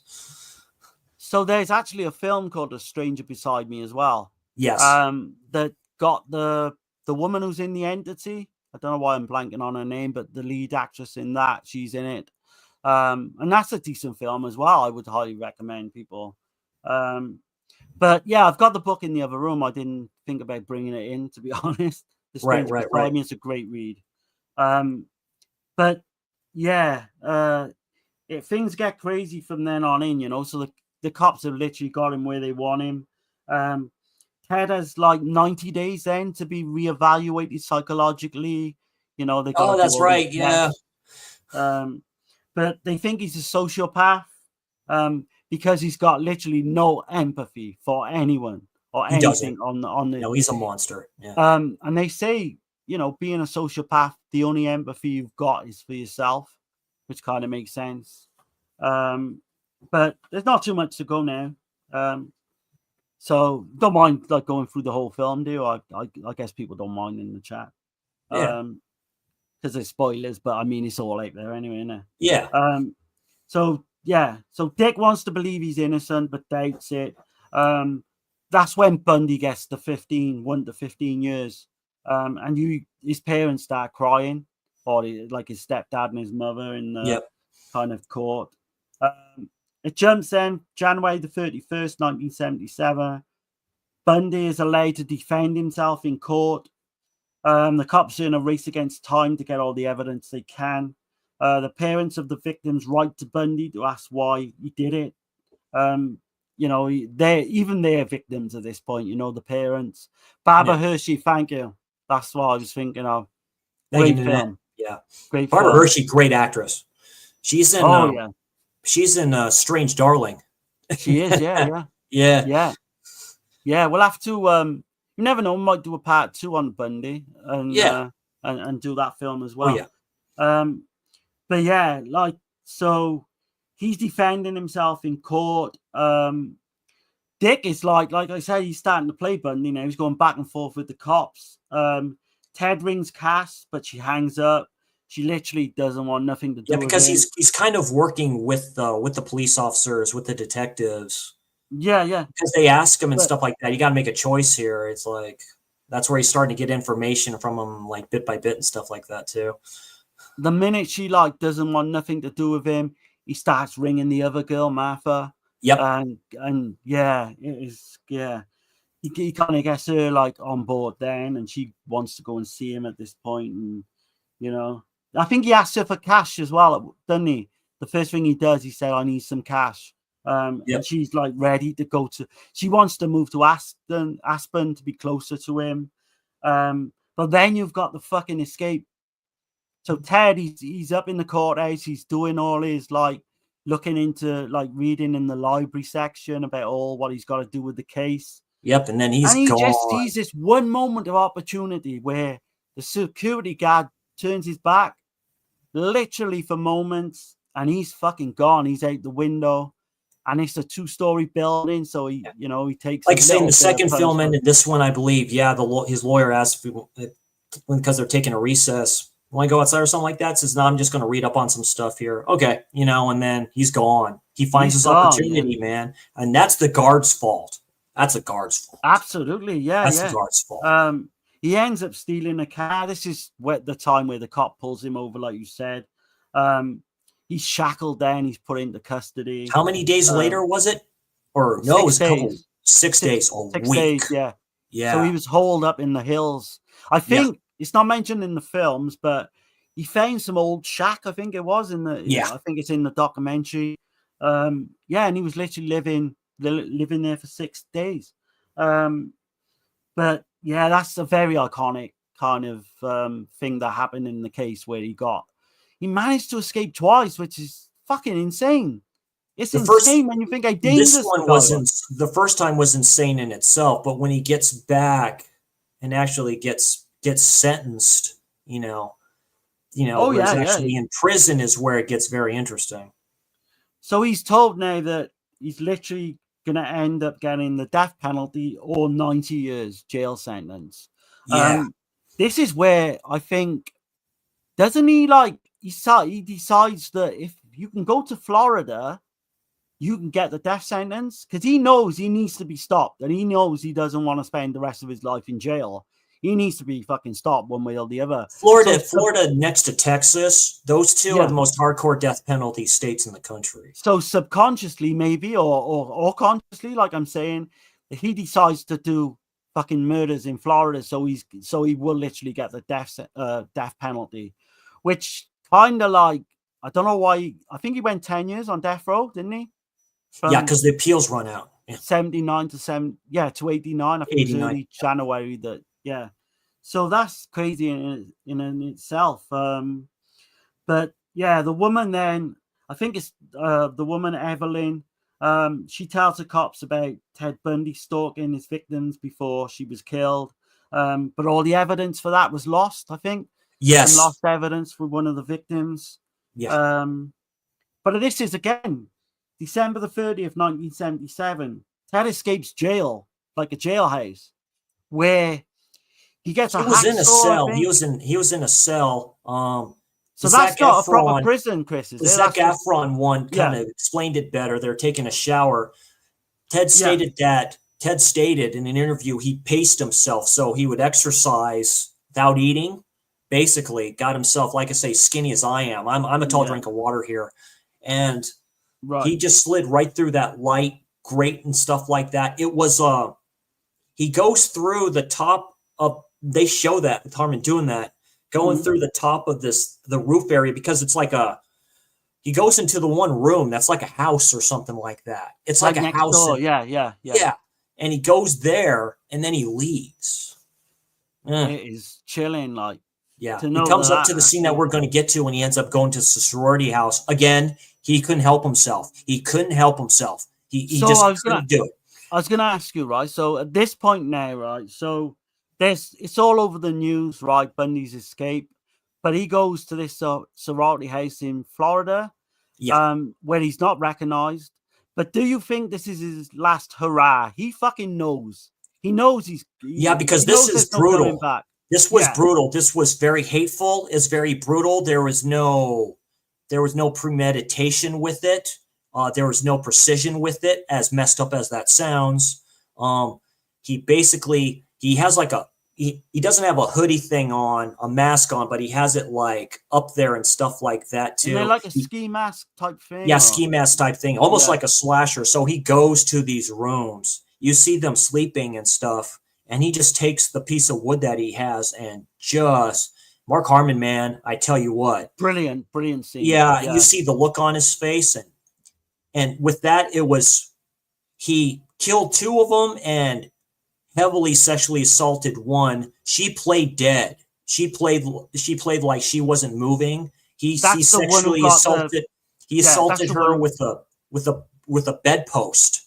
With a bedpost. She was psychologically damaged from that.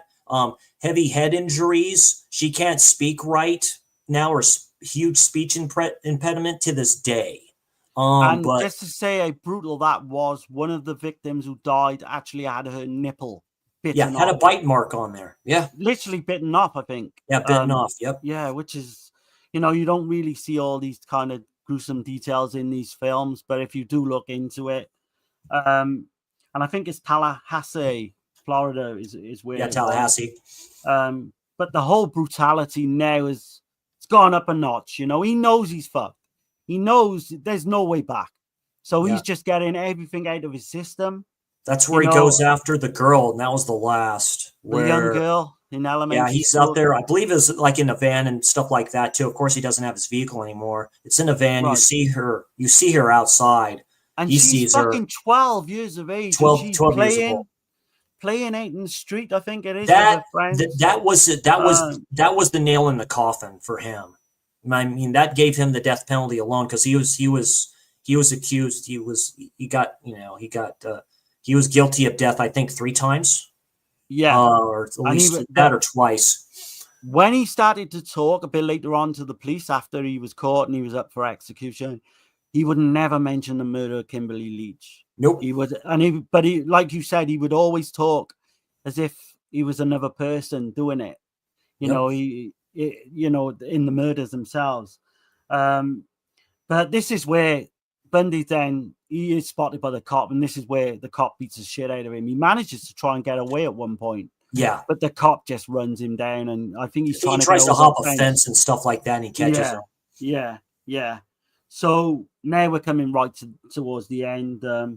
He's pretty much asked to come clean. Bundy says it all started when he saw a girl on a bike when he was younger, and he knew he had to have her. He knew, he doesn't actually say what age he was at the time. That has to be the 14-year-old. Yeah, that's what I'm thinking as well. So I just... How crazy is that? Yeah, that's an interesting story with that. He actually says something interesting to the police as well. He says, I'm a night owl, he said. Sometimes I feel like I'm a vampire. And yeah. He never states that he did it, but he talks in riddles here. Yeah. He does, yeah. And he's trying to prolong his life at this, pretty much a little bit later on. But yeah, Bundy pretty much says he will talk for some kind of deal. He wants to get a deal. But in terms of the murders, and I think they all said it's maybe in 3 states. I think Bundy actually says, no, it's at least 6 states that I've killed in. And it could be triple figures. Yeah, it could be triple figures. But I don't know, like Chris, no one really knows the true extent.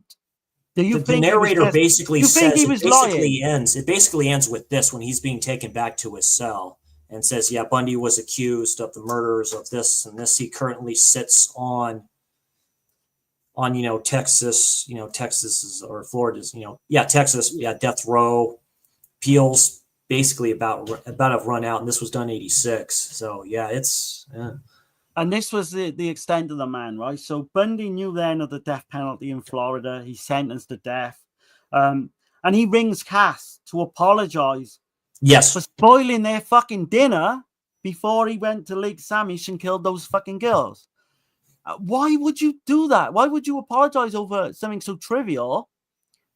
And then you've gone on to kill 2 women. Yeah, he's only apologizing about the meal. It's insane.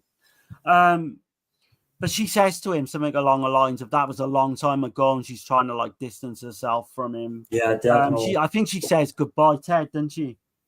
And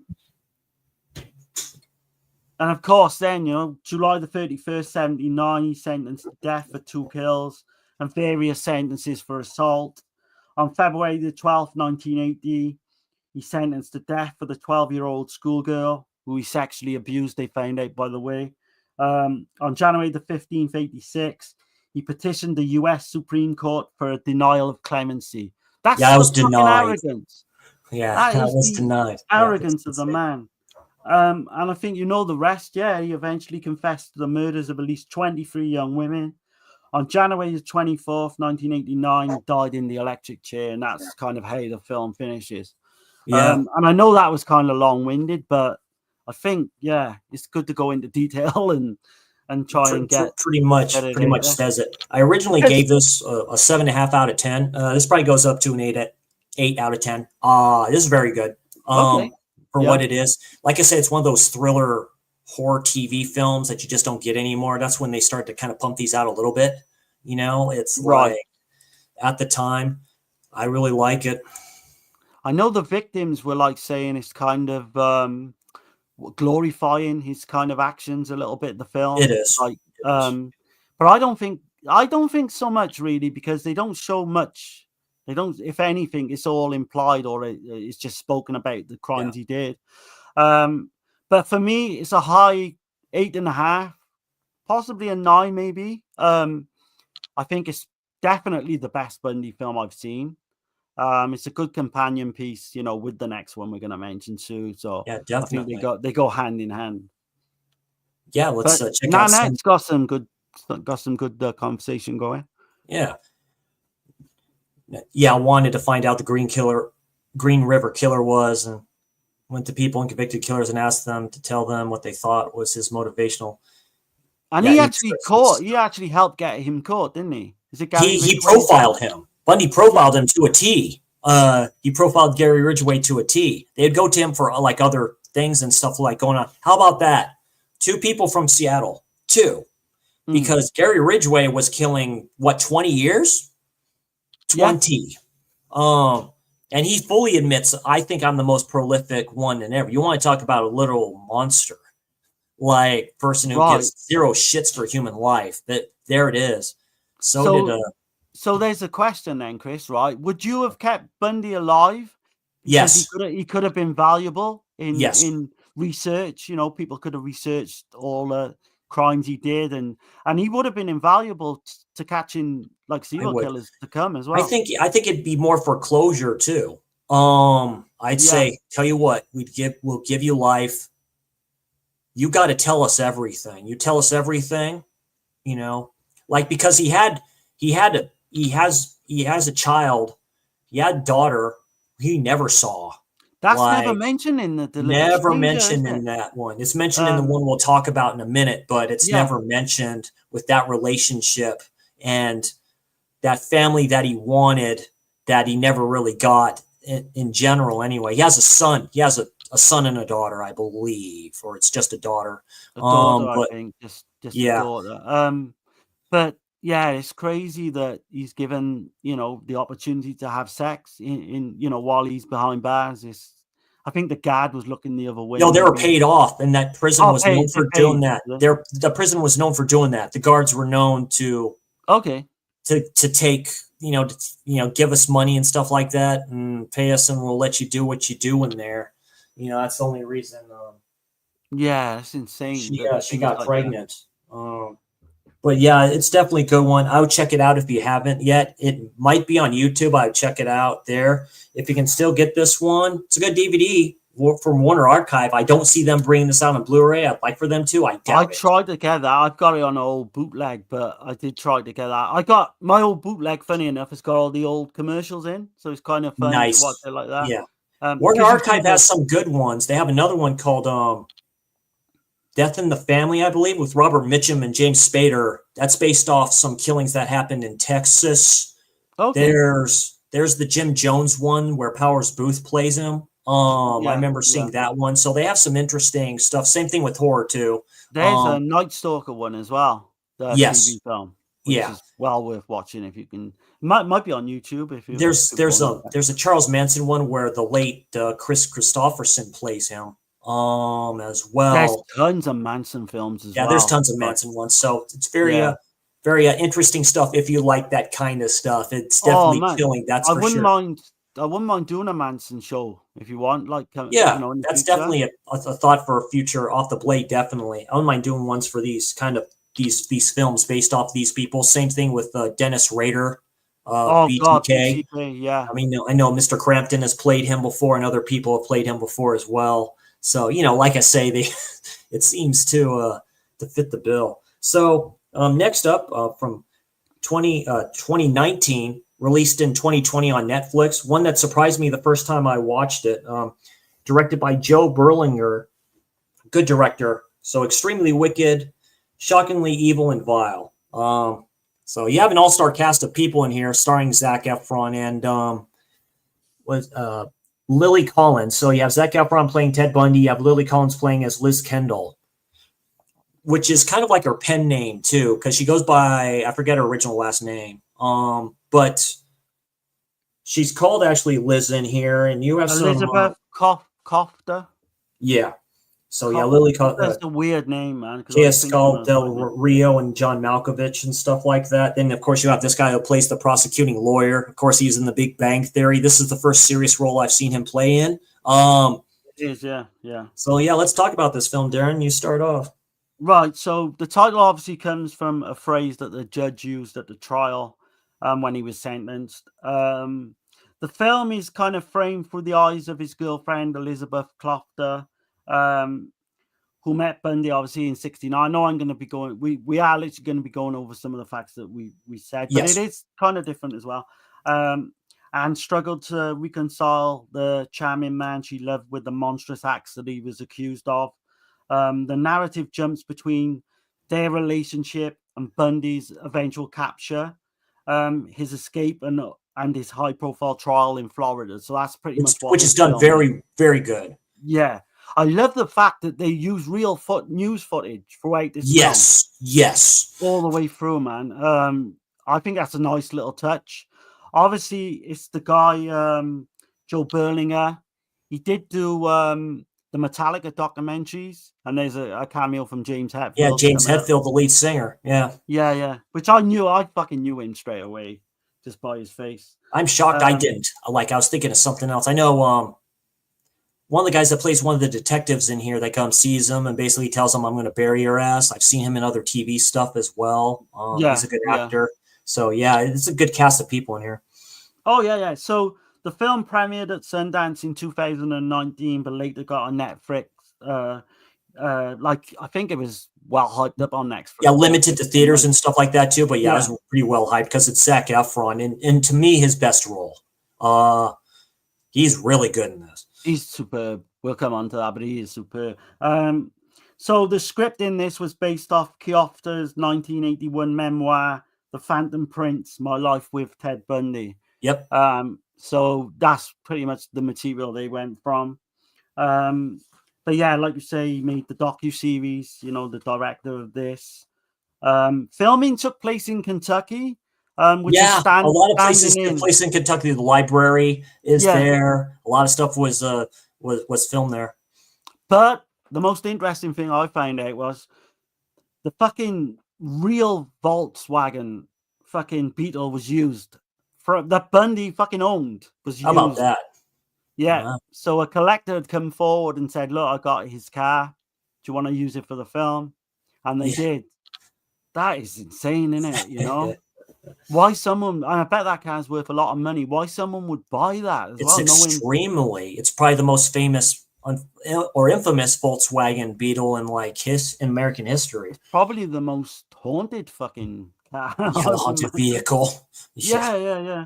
Berlinger didn't want to do a traditional slasher film. Of course not. He aimed to explore how someone like Bundy could hide such darkness, reflecting his girlfriend's denial and society's fascination with the whole case. Zac Efron studied tapes of Bundy.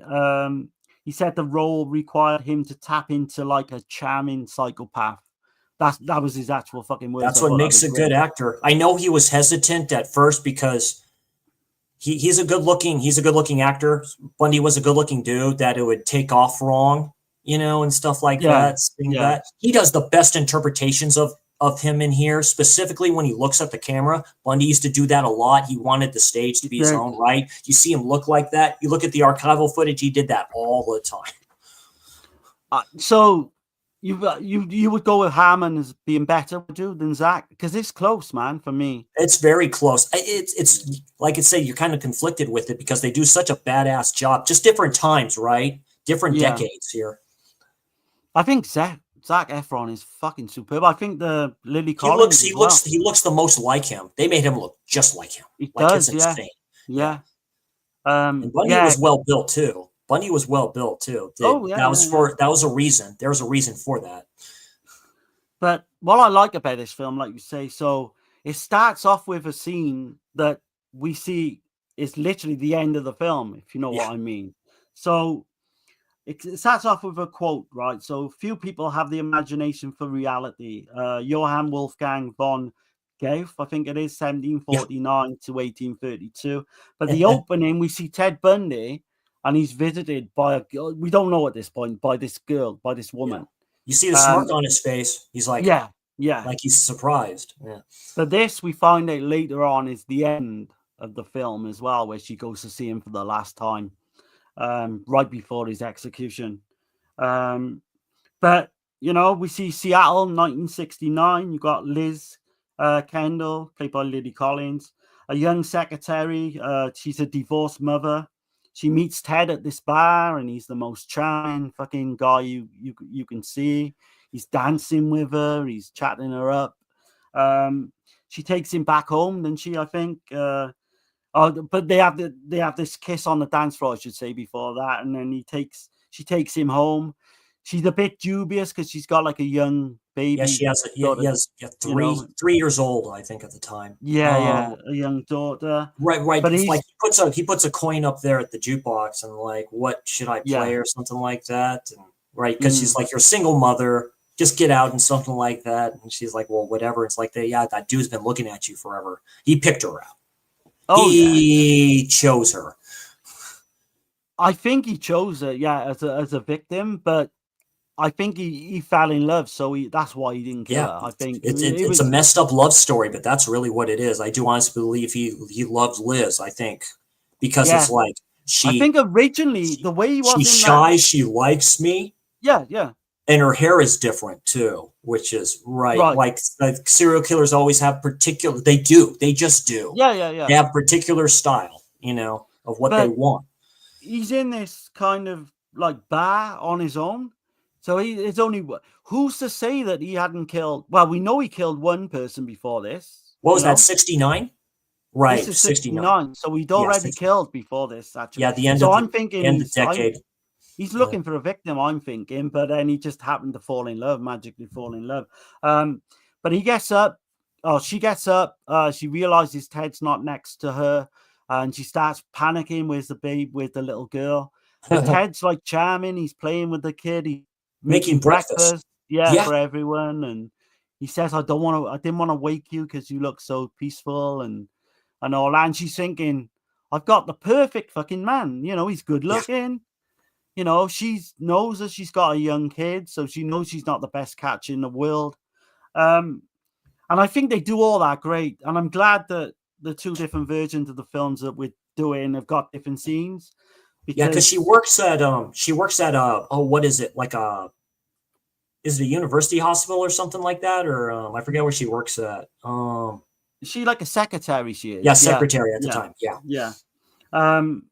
But then from January until July of 74 in the King County area, young women were being attacked and killed at like an alarming rate. Yeah, you see the news articles like on TV. You see like so-and-so left that's here. Where it kicks in that this fucking happened for real. Keely, Joanna, aka JoJo, like these people. Yeah. So Georgianne Hawkins was last seen Monday after midnight at the Beta House. She was returning home just a half a block away. She fucking disappeared in this alleyway, basically. Yep. In thin air. Yeah. Disappeared in thin air. Yeah. You see the news footage with the news report. I'll always remember that. I can remember watching that, back. I wasn't not at the time of this, but I remember watching that back when I was studying the case, Yeah, exactly. So she's completely disappeared. Two women have disappeared in broad daylight from Lake Samash, which they don't show in this one, but they don't show a lot of what happens here. You just see the news reports as Ted's going through, like they go through the years or the months. Yeah. So if we do come up with little things that happen in the other film, bear with me. So Janice and Denise are the names they give in this one as the two victims. A few witnesses help put up this compositive sketch again, like we've seen in the other one. Ted runs two like stop signs and is called over by the cops, and that's where we see James Hetfield from Metallica. That's where he looks in the vehicle, I think. Right? Yeah. I don't think he's the greatest actor in the world, James. No, he does okay. He's like, you directed this. It's like, can I just play something in here at the start? Sure, why not? Yeah. He really enjoyed doing the cameo by all. Yeah. But anyway, so Ted's a law student. He's living in Utah, so we bypass all the first two killings, really. It makes the local papers. Carol DeRonch picks Ted out of a police lineup, saying like he's kidnapped and threatened to kill her before she gets away. And that's what this film is, kind of like a puzzle. Yeah, because sometimes it jumps forward and it back goes kind of past tense with a lot of stuff. Yeah. So we don't see what in context of what we're. That's why I consider it more of a. It's a great film, but I see it more as a drama too, between the two characters, from Liz's point of view and then from Ted's point of view. Right? It's a twisted love story, right? Because it's like they're together, then they're not. There's that period of such separation where you figure out, when he's not there, the shit's going on, where people are being, these women are being killed. And, when she starts to kind of put the pieces together, but very reluctantly tries to put these pieces together, right? That's what I like about these two films, because if you put them as a whole, then, the holes that we don't see in the first one, we see. Yeah, you get basically the perfect, like, two films right here to, to get into, to know about Ted Bundy a little bit wise, but they do a great job at doing that. Absolutely, yeah. So Ted, then he starts saying that he's being followed and being set up again, like we got in the first. But a young woman recognizes his photo in the paper. I think he's in the library and he's studying. Yeah. And the security guard pretty much just chucks him out, because just tells to leave. It's like, well, I can't go in there. We're closing early, or we're closing at this time anyway. Oh, yeah, 45 minutes. Yeah, sure. Because he was in the papers, I think, for running the 2 stop signs, I think. Yep. Or was it? Yeah, it was either that or just some other kind of other stuff, though. Yeah, but they put him in the paper. It's like he's sitting next to one of the girls who doesn't have the paper. The other one does, and looks at that and just you see her look at him kind of funny, and then that's when you see the officer come up, or security come up, Right, yeah. He starts smiling at her. At first, she's kind of taken by him, and she starts smiling back at him. Well, that's right, because that's where he says, that's where they're eating with the daughter at the restaurant, and she's like drawing something, and they're being all nice and stuff like that, and he says, I got to go and stuff like that. He says, I have to study, late and stuff like that too. And all this stuff. And about the thing in the paper. And she's like, it's nothing. Don't worry about it. I ran some lights or whatever it was and stuff. And that's where it switch happens, where she's like, look what I made. It's a thresher shark or whatever that is. Right. She's like, wow, that picture, that drawing comes into play later. It does. But that's where it switches. It's like, whoa, that's so cool. I didn't know about that. Like, that's so cool and stuff like that. That's when he goes to the library and you're seeing like, something's happening here. But Ted, at this point, he tells Liz that they should get married. We got the Salt Lake. Like I say, this is how the film is. I'm not missing out anything. This is how the film is. Because we do that's how it is. Yeah. We do get gaps. So Salt Lake City Court, February 23rd, 1976.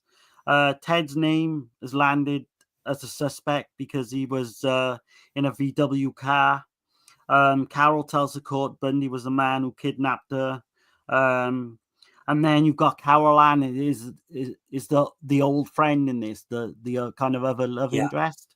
There was his lawyer at the time is played by his last name is Donovan. If you've ever seen Burn Notice and Sicario, he's in Sicario. He's also in Burn. Like, his last name is Donovan. He's a good actor. The one with the cool munch chop type looking stash right there. Right. He's the one that questions her of like, are you positive it's him? Because didn't the police tell you like it was somebody else and stuff like that, to try to like say it's like, and you said you weren't certain at the time, right? So to try to put holes in her story and all this other stuff too. Of course, that's when he goes out on bail too, because he has bail and stuff like that before he goes back. So Caroline, she's the old friend, and she's supporting him throughout the case. That's the woman he goes on. Yeah, when they're meeting at the dog kennel and stuff like that too. That's where, he kind of proposes to her a little bit. That's where they meet, and he's in shock. He's like, Carol. It's like, oh yeah, by the way, this is my fiance. This is so and so. Like, hi, and stuff like that too. And then it's like, so what's going on? And Liz asks, and she's like, oh, that I knew her from the hotline service that they worked at. Or from that place, like Nanette mentioned, it's like we worked for this place and stuff like that. That's where I knew her from. But what about that scene with the dog? So yeah, dude, he's all looking at it. The dog's all you don't do that. You don't do that anyway. You don't look down on dogs ever, because they see that as intimidation, right? He starts barking, but then you see the fear in the dog's eyes. They know. Animals know. They fucking know, man. Yeah. That's where they have that kind of they get drunk and stuff like that and have that night together.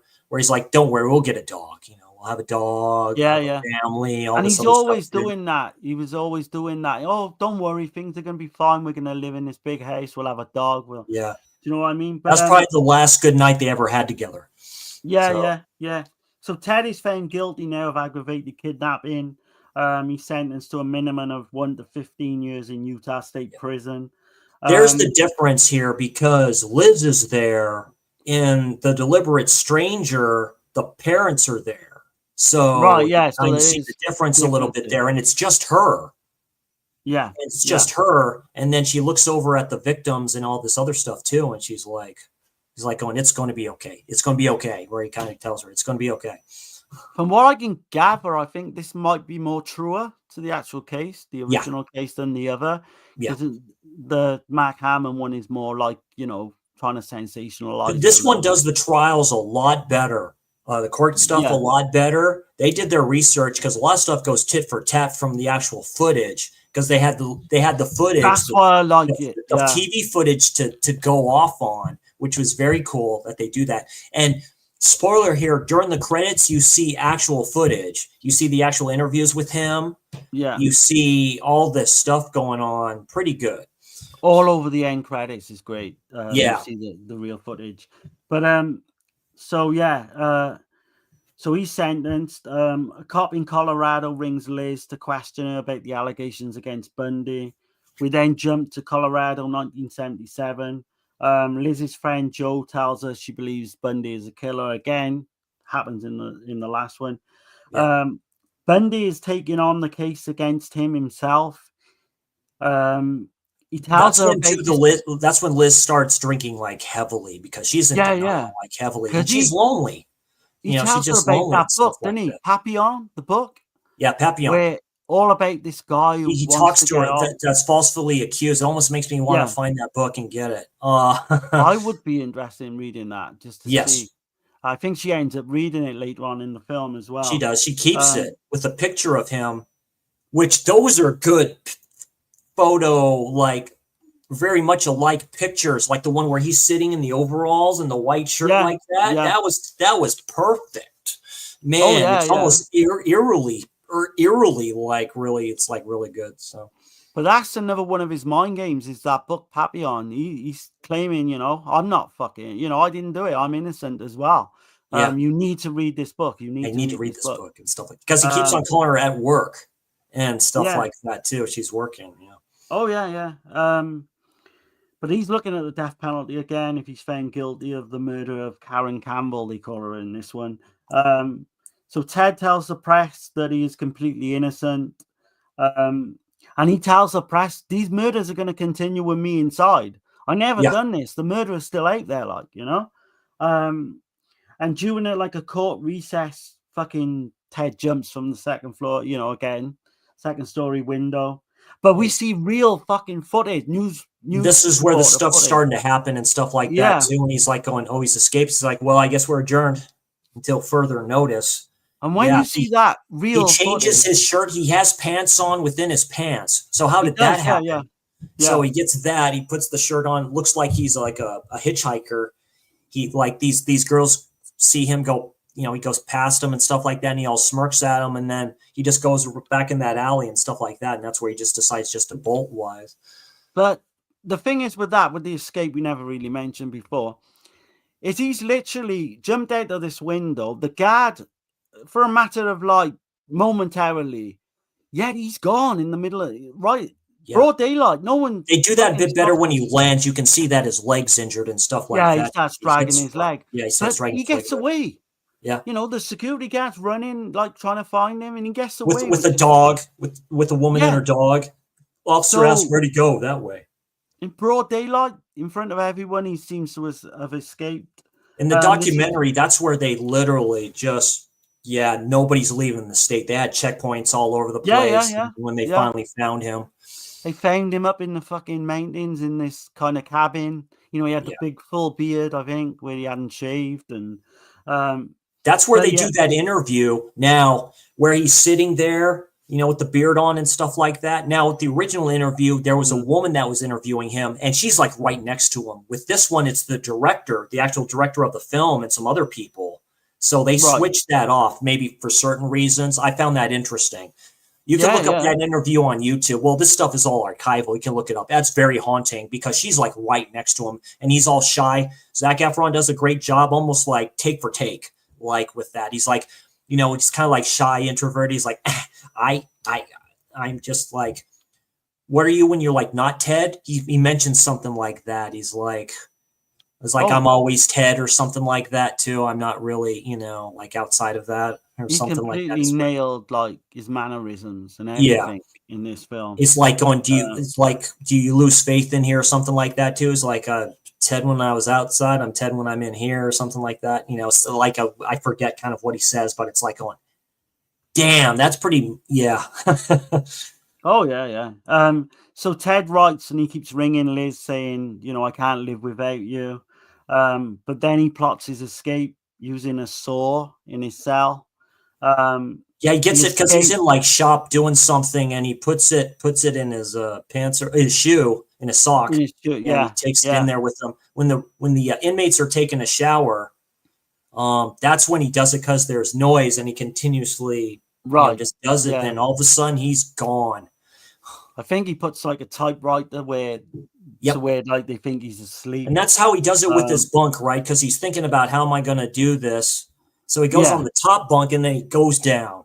Then he's on the top bunk and then he goes down, and all this other stuff too. And that's where we see more real footage as well. He looks up the picture because that's when it kind of officially because Liz goes to see him, and that's where he gives her the present. He gives her the book and stuff like that too. And she says basically like, it's over. I can't see you anymore.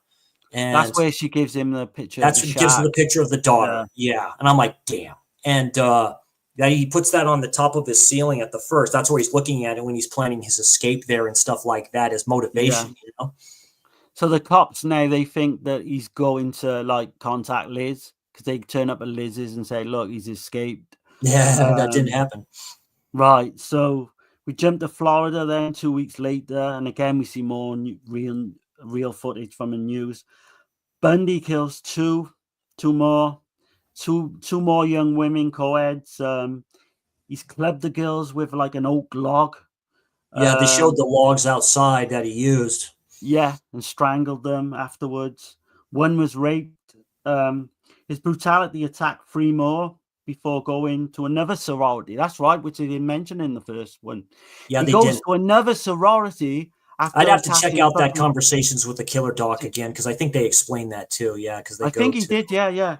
So my guess is, and I said to you during the last film we was talking and doing when we was talking about him earlier, my guess is now he's at a point of no return. He's like, fuck, he's gonna kill. He's gonna do whatever he can. He knows he can't. There's nowhere on the planet he can get away, because he's been fucking caught, before. And yeah, I think it's just a last hurrah from him. I think he knows that I'm not going to be able to kill again. I'll just get it all out of my system. And as we know, like a serial killer, it never leaves your system. Even on death row the last 10 years, I bet he was getting urges. Yeah, of course. But yeah, that's in his own words.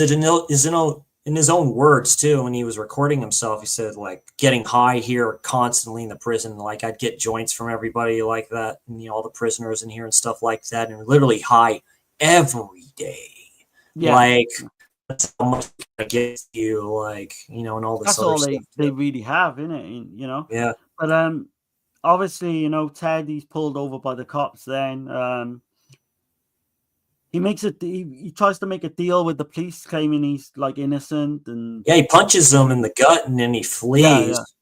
That's when they basically catch him, though, and you see the mugshot of him. Yeah. But that's where we get the Metallica soundtrack kicks in. I think is it Mechanics? The Metallica song. I'm trying to think. I think it might be Wise. Yeah, I know it goes to the point where he's in his prison cell, and that's when the sheriff walks in. I think. And he basically tells him it's like, or the warden, I think, somebody, where he's like, it's over. It's over for you. He's like, are you my lawyer and stuff like that? Stuff like that is like. And they completely take him by surprise. They take like a cast of his teeth. Well, first off, he rips the picture that the daughter gave him, just tosses it in there. That's when they all come in. Yeah, that's where you hear the song play. Yeah. It's almost like it sounds like the Horseman song, to tell you the truth, but it might be the Four Horsemen. Yeah. But then you see him like put out his teeth, and that's how they did it. He's like, they forced him to do it because he wasn't going to do it. they're all holding Initially, they forced him to do it. They got a dentist in there, and they got all this stuff too. There's to a do great bite picture. marks. Yeah, because he had an picture in real life. It's like an overbite. Because I have crooked teeth. If you can't tell, you would know if I did something. You would know. I got crooked teeth as well. Yeah. But yeah, so they hold him down, take impressions of his teeth. Real news footage again plays. His old friend Carol Ann Boone. She visits Ted, completely believing he's innocent. She moves to Florida, and that's her name in this one. Actually, like I can move to Florida. Who plays her? I forget. I almost thought it was. I almost thought it was Tori Spelling, but I don't think it's her. I don't think it's her. I'm not sure if I got the whole. I've seen her in other stuff before. I can find out. Yeah. That's right. So a work friend then visits Liz to look in on her. And that's where you got the love interest and the guy from The Sixth Sense. No, the little boy from The Sixth Sense. Yeah. Oh. He plays a love interest in this. But it's like I said, and but that's basically, it's like, and they do that shot for shot when he comes out of the elevator and the dude has the paperwork and stuff like that in front of all the media, and they almost do that shot for shot. He's like going, "Oh, what's that?" It's like, well, since I have the media in front of me, the press here, that's where he does the grandiose thing. Yeah, oh yeah, he plays the cameras, man. And then we're told this will be the first televised national trial on TV. If he pleads guilty, he will escape the death penalty. But this is Ted Bundy you're talking about. He's not going to do fucking things easily. He's still claiming they put him in the right suit at the very thing with the bow tie and stuff like that. I always kind of like that where it worked. I mean, he was getting groupies at one point, wasn't he? Like looks like I'm playing looks like I'm basically being the lawyer today. And I'm doing an impersonation of a lawyer today. Yeah. Again, charming the judge and all that. So we got the 1979 July the 8th court case. Ted charms everyone at the trial. He basically tells them too. Well, he tells them, him and Anne and stuff like that too. Is like, no, she can stay and stuff like that because they're told not to touch each other, but she can stay and stuff like that. And he says, well, this is going to be televised. It's going to be the first time ever this is going on and stuff like that. He's like, okay, that can go in our favor and stuff like that too. And so that's where the circus kind of starts. Oh yeah. So Carol Ann then is now in a relationship, like supporting him. She calls him Bunny as well, like throughout, like a nickname for Ted. Liz watches on the TV, like all the gruesome details of the killings. And that's where they mention one of the girls had a nipple bitten off. But women groupies, they would come to court and they would like openly fucking say they're in love with Ted. It's like when you hear him, one of them kind of said it right. When you hear him talk, you're thinking, well, no, it couldn't be him, right? It like just the way he talks and the way he acts, it's like he acts innocent. He does right. It just kind of does. But what's scary I think he's dreamy and stuff like that too. I think he's pretty dreamy and stuff. Yeah. I actually think some of those girls are like attracted to a serial killer. Yeah. They and you know see Boo looking at them all. You see her looking at them all and stuff like that too, where it's still she's totally kind of like oblivious to it.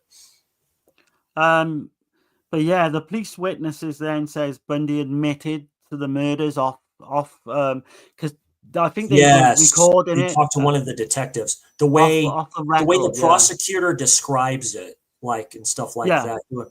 These women were done this way, killed in this manner, all this stuff. It's like, man. It was a proper confession, but apparently the tape broke or something. And the tape broke. There's some audio missing from it. Yeah, that's where he says he was a vampire and all this.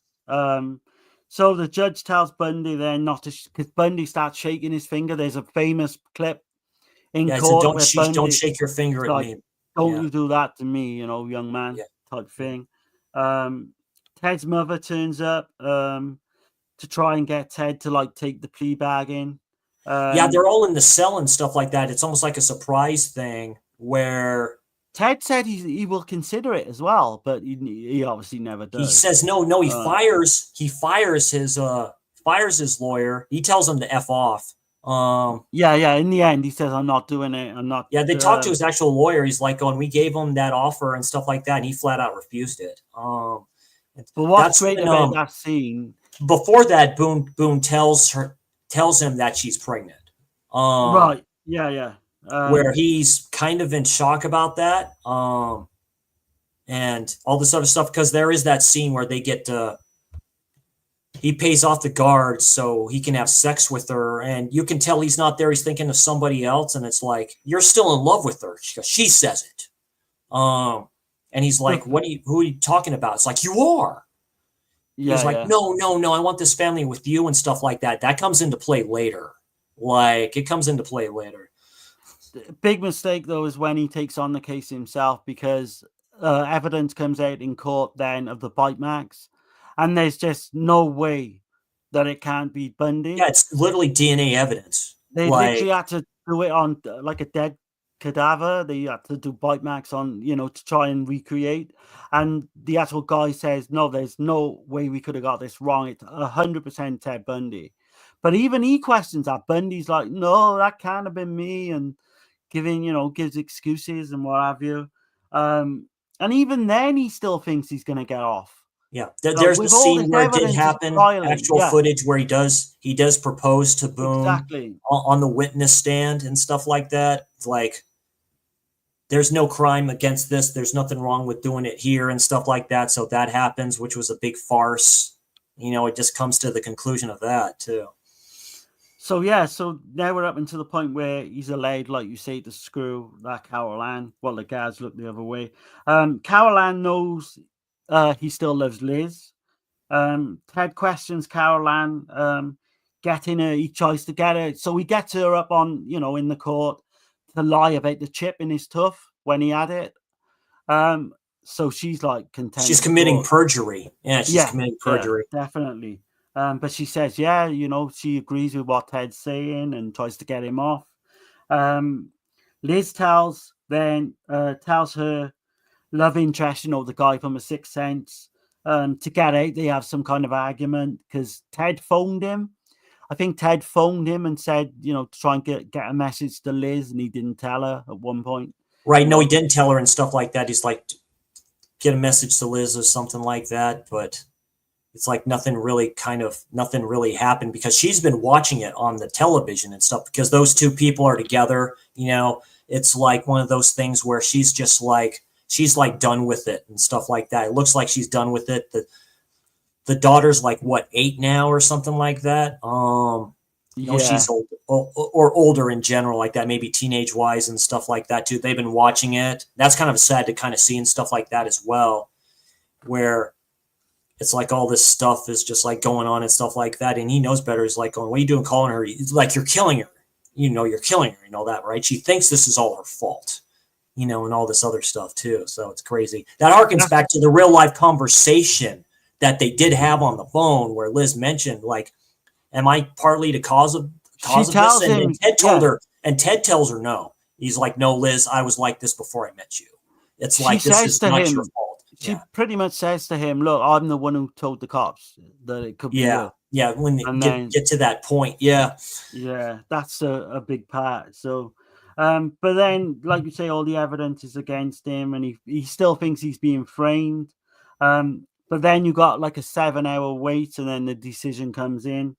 Carol Ann tells Bundy he is to become a father just before he gets the verdict.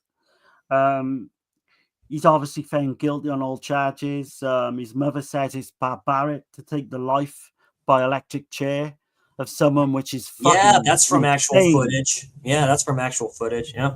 After what he done to those women, and she was in the court as well, so she heard all the gory details.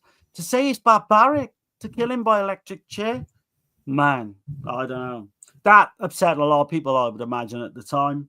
Yeah. But that's where you kind of see the judge there, and he says the title of the film. He says extremely wicked, just shockingly evil and vile. Yeah. But yeah, Bundy He said still you would says, have made a great lawyer. yeah. It's just you chose the wrong path, son. And He said, yeah, he says, you would have made a good lawyer, but you went a different way. Take care of yourself at all times. And yeah, like, he was still, he knew, like, Bundy's you're never going to get out. Pretty much yeah, never going to get out of prison, going to die. But he does say take care, which is kind of weird. But yeah. he kind of got this admiration for him, I found. Like, the judge, as if he it's admires very Ted. trippy. Yeah, an old school type of judge in real life anyway. Kind of like the way everything kind of happened. Then you see Boone's character, and that's a good shot where it's just her. It's just and she's looking down because she's pregnant. Just her in the room. And you see all the lights just go like that. Yeah, I mean, we jump then 10 years later. Liz receives a letter by Ted. Ted says this will all work out. This is going to be my last letter to you. Yep. He knows now at this point he's going to die anytime. Yeah, because he says that all the appeals have run out. Yeah. Yeah, so he knows his time's up. And that's where we go back to the start of the film, where we see the scene where Liz visits Ted for the last time.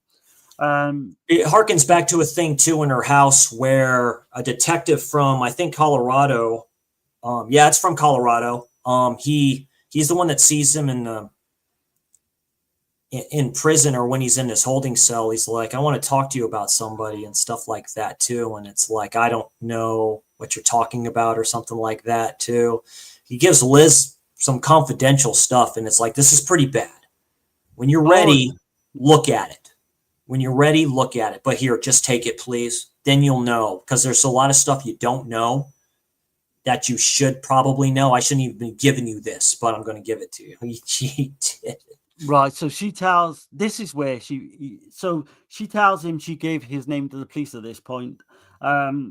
She feels guilty about the death of the girls. He's like, yeah, what did you do? He's like, I didn't do anything. Exactly. Like, he's like almost in shock for that. He's like, I didn't do any of these things. It's like, he says to Liz as well, he said he's giving the cops bullshit just so he can extend his life. So all the added information about that's why everybody is there. This is his last vestiges. He's trying to give names off to see if they can get the death penalty off the table. So the awkward conversation comes up. So Liz brings up the murder of Kimberly Leach, and she says something along the lines of, would you have done that to my daughter?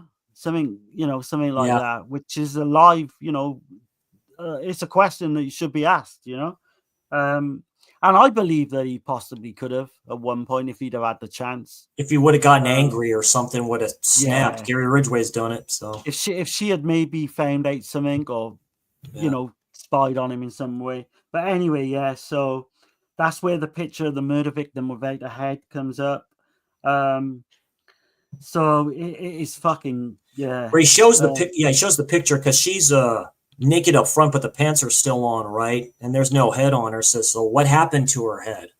Basically, that's what she says. I'll tell you what, this is a great scene. So so pretty much she says to him, Ted, you need to release me. What happened to her head? He says nothing, but he writes fucking hacksaw in the fucking because window. he's blowing on there, like going like that, and then he puts like that so he can't say it. Yeah. And it is. I'm goosebumps. Well, it showed. I got goosebumps now just thinking. It showed what he did, where he was in the sling, right?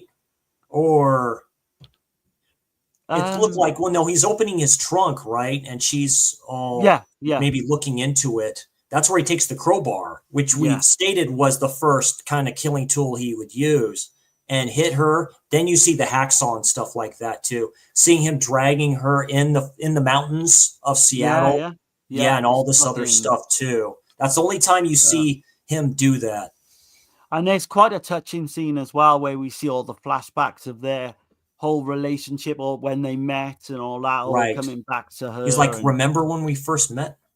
Because I remember when we first met, and it kind of shows that all through the years, basically, when they were together, the photos, the gatherings and all this other stuff too. That's when like Molly's not much older than Kimberly Leach as well at this point. That's when she leaves and she gives the information that the detective gave her to them, and he all blows out all the stuff that he wrote down. The detective sits down there. He's like, okay, Ted, let's begin. So. And then the film ends then. So Bundy was executed on the 24th of January, 1989. Days before his execution, he confessed to over 30 murders, although it's believed to be more. way higher. Way higher. They showed they showed a lift, which is always haunting when they do that. But there's a reason why they do that, because we can never forget. Internet people don't ever forget. Like, and they showed the names, Joanna, Healy, all of them just lined up there. So it's pretty and in crazy. another kind of twisted fucking way that he has his ashes scattered where those dead victims were. So he can be with them. That's what he requested. I think that's a game. That's him saying to the police, you're not going to beat me. I'm still going to be with those victims. On the day of his death, he didn't request a last meal. He says, this goes out to my loved ones, my legal team. And really, that was it. Famous last words. And Liz and Molly now, they've kind of moved away, haven't they, to Washington State in real life. Yes. I think they mentioned that. And like you say, the names of the victims. But then we see all the real footage of what happened.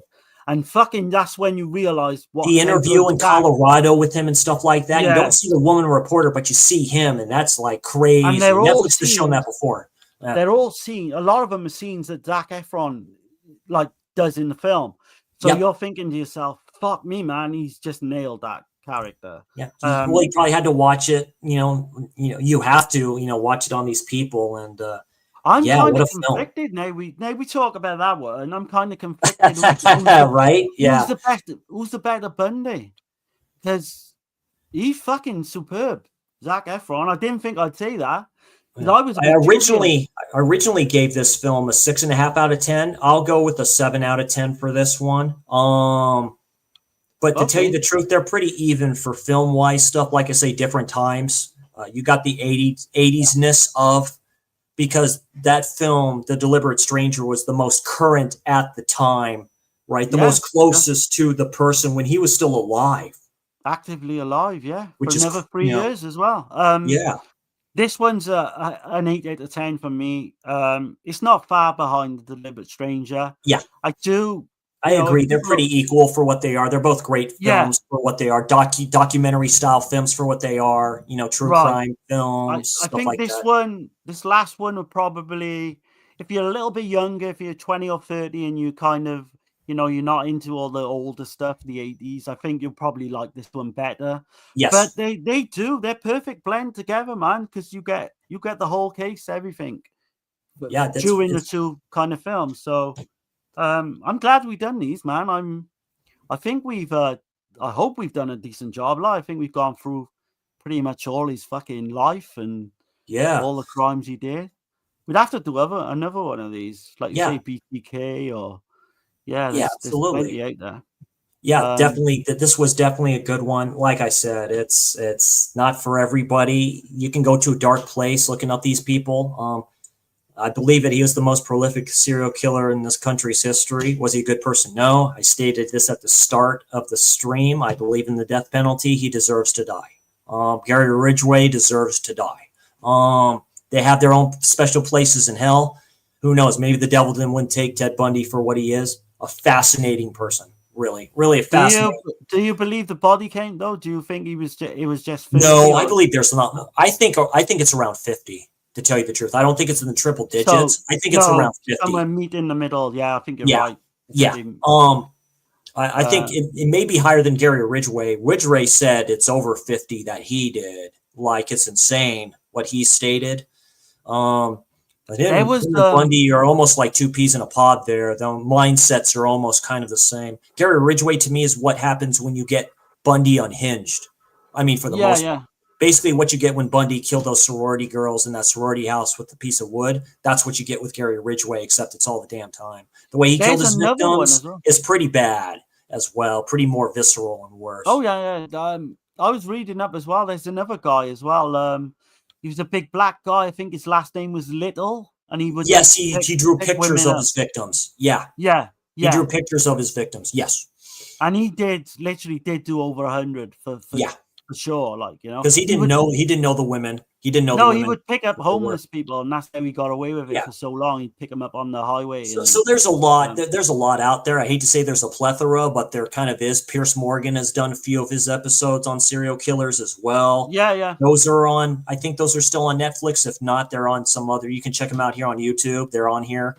Yeah. You know, you can find out a little bit more about the evil people, definitely. But yeah, this was a good stream, and what definitely. Jeffrey Dahmer? What about doing one on him? We could do one on Jeffrey Dahmer. Yeah, we can do one on that. Richard Ramirez. We can do one. Oh, God, yeah. David Kemper. He's one that's very interesting. But it's really true. I was talking to Dan and Dirk, obviously, about the Night Stalker, and Dan was saying the way they got Richard Ramirez in the end. They literally, a lot of people out on the street were just fucking vigilantes, just fucking run into him and beat the crap. He stated that too when he was in the cop car. He's like, these people are trying to fucking kill me. Like, if you see that interview, his eyes are all fucked up where he's been. Oh yeah. Like, he was homeless to begin with, anyway. Oh no, he was a genuine. Well, Bundy was a genuine psychopath, but Ramirez was fucking evil, man. Yeah, Jack the Knife. He was the devil. I think he was the devil. Jack the Knife. Yeah. So yeah, it's very, very good stuff. I'd like to thank everybody for joining who all did. We got a good amount of people in here. Like I say, this seems to draw people in there. We're both fascinated. Me and Darren both fascinated by this in general. But yeah, this was Off the Blade, Ted Bundy. What do you got going on in your channel there, Darren? You and Dirk. Yeah, and Dan and all the other dudes. Right, yeah. So Sunday we're gonna part 2 of the Deep Cuts Argento. We got Johnny from Johnny's Boutique coming on. We're gonna do this too. After that, I think the week after that, we're gonna do Lenzi. So we got Kenneth coming on for that. One of my Facebook friends. So yeah, there's always stuff coming up. I think Dan on the Dead End, we're gonna do like a Charlie Bronson and George C. Scott film, Hardcore. I actually have that film. I need to watch that. It's kind of a revenge film, I hear. So it's kind of really think about Taxi Driver and all that. So yeah, George C. Scott. I'm definitely in on films like that. I love George C. Scott. So yeah, I've not seen it, so I'm looking forward to that. I do. I have that one as well. Very good. Nanette says a good thing there as well about she thinks Ramirez is the worst serial killer ever. I actually kind of agree because I do think that guy was inherently evil. But I suppose you could say that for all of them. Yeah, really. Yeah, I'll talk about visceral. Definitely. Just future stuff on here. Probably Found Footage Friday. I'm probably finally going to do Frogman. I haven't done a Found Footage Friday in a while. And then Slasher Saturday is probably going to be Deadly Games. Yeah, Deadly Games. And then future content on here, probably our next stream we'll do probably be Giallo Rex, and I'll finally watch those films and stuff like that with Darren too. Of course, future Slasher stream episode 10. That's going to be our big one. You kind of know what we're all doing, but when that pops up and stuff like that, it's definitely going to be a fun one. Then I have another project I'm working on with Darren too. We'll talk about that. Found Footage Corner with Goraphobe. Talking to him about some found footage films that we're probably doing. We're talking about more of the extreme ones, so probably like stuff like Creep and Hangman. I like both those found footage films. They're kind of similar to what they are. So expect like future content on this channel as well, and just having fun doing what I'm doing. Nanette wants to ask a question. Feel free. Go ahead there, Nanette. Anytime. Yeah, please. Any questions, feel free, anyone. Yeah. Oh yeah, John Wayne Gacy, definitely. Yeah, he's the one that had zero remorse for like anybody, like talking to his sister and stuff like that. He just like spit basically at everybody before he was executed. The killer clown. He's one that I've seen a little bit on him, but I've not really delved deep on John Wayne Gacy. Yeah, he's pretty. He's more of a chameleon type of thing too. He was gay. Yeah. And just the one I want you to because we can cover as well, which I don't think you know much about, is the Yorkshire Ripper, the UK. He was I remember seeing, Netflix did docu-series on him. He was the UK's equivalent, I guess, of Ted Bundy. Yeah, we should do him. Yeah. There's literally the New York Ripper or the Times Square Killer. That's basically what Fulci got the New York Ripper off of. I know he got that from that. That's a very tricky case. Brilliant. Crime scene. Yeah, crime scene. The Times Square Killer. Yeah, that dude would kill prostitutes and what have you. Oh, what's your channel name? She's asking the next. Oh, Chris C, the film nerd.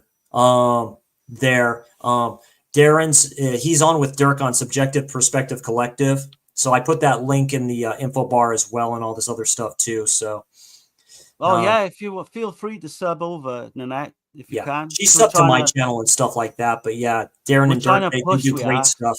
Yeah, Son of Sam, like I say, there's definitely a lot. But yeah, expect great content coming up from Dirk and Darren over there at his channel and mine. Is it Berkovich? Son of Sam? Yeah, Berkowitz. Yeah, the Son of Sam. Yeah, Taxi Driver. So really good stuff. Yeah, just expect good stuff on all channels here. Future slash-alongs, future slasher streams, future watch-alongs and discussions, and just fun stuff. So definitely cool stuff. Thank you all for joining, and we'll see you all next time. I'm Chris C. I'm the film nerd. That's Darren from Subjective Perspective Collective. We're basically the slasher dudes. This was a very good one. Like I say, Off the Blade, Ted Bundy, good stuff. I'll see you all next time. Y'all enjoy the rest of the week, and we'll see you on the next one. And be good at Disneyland, everybody. Have a good one, guys.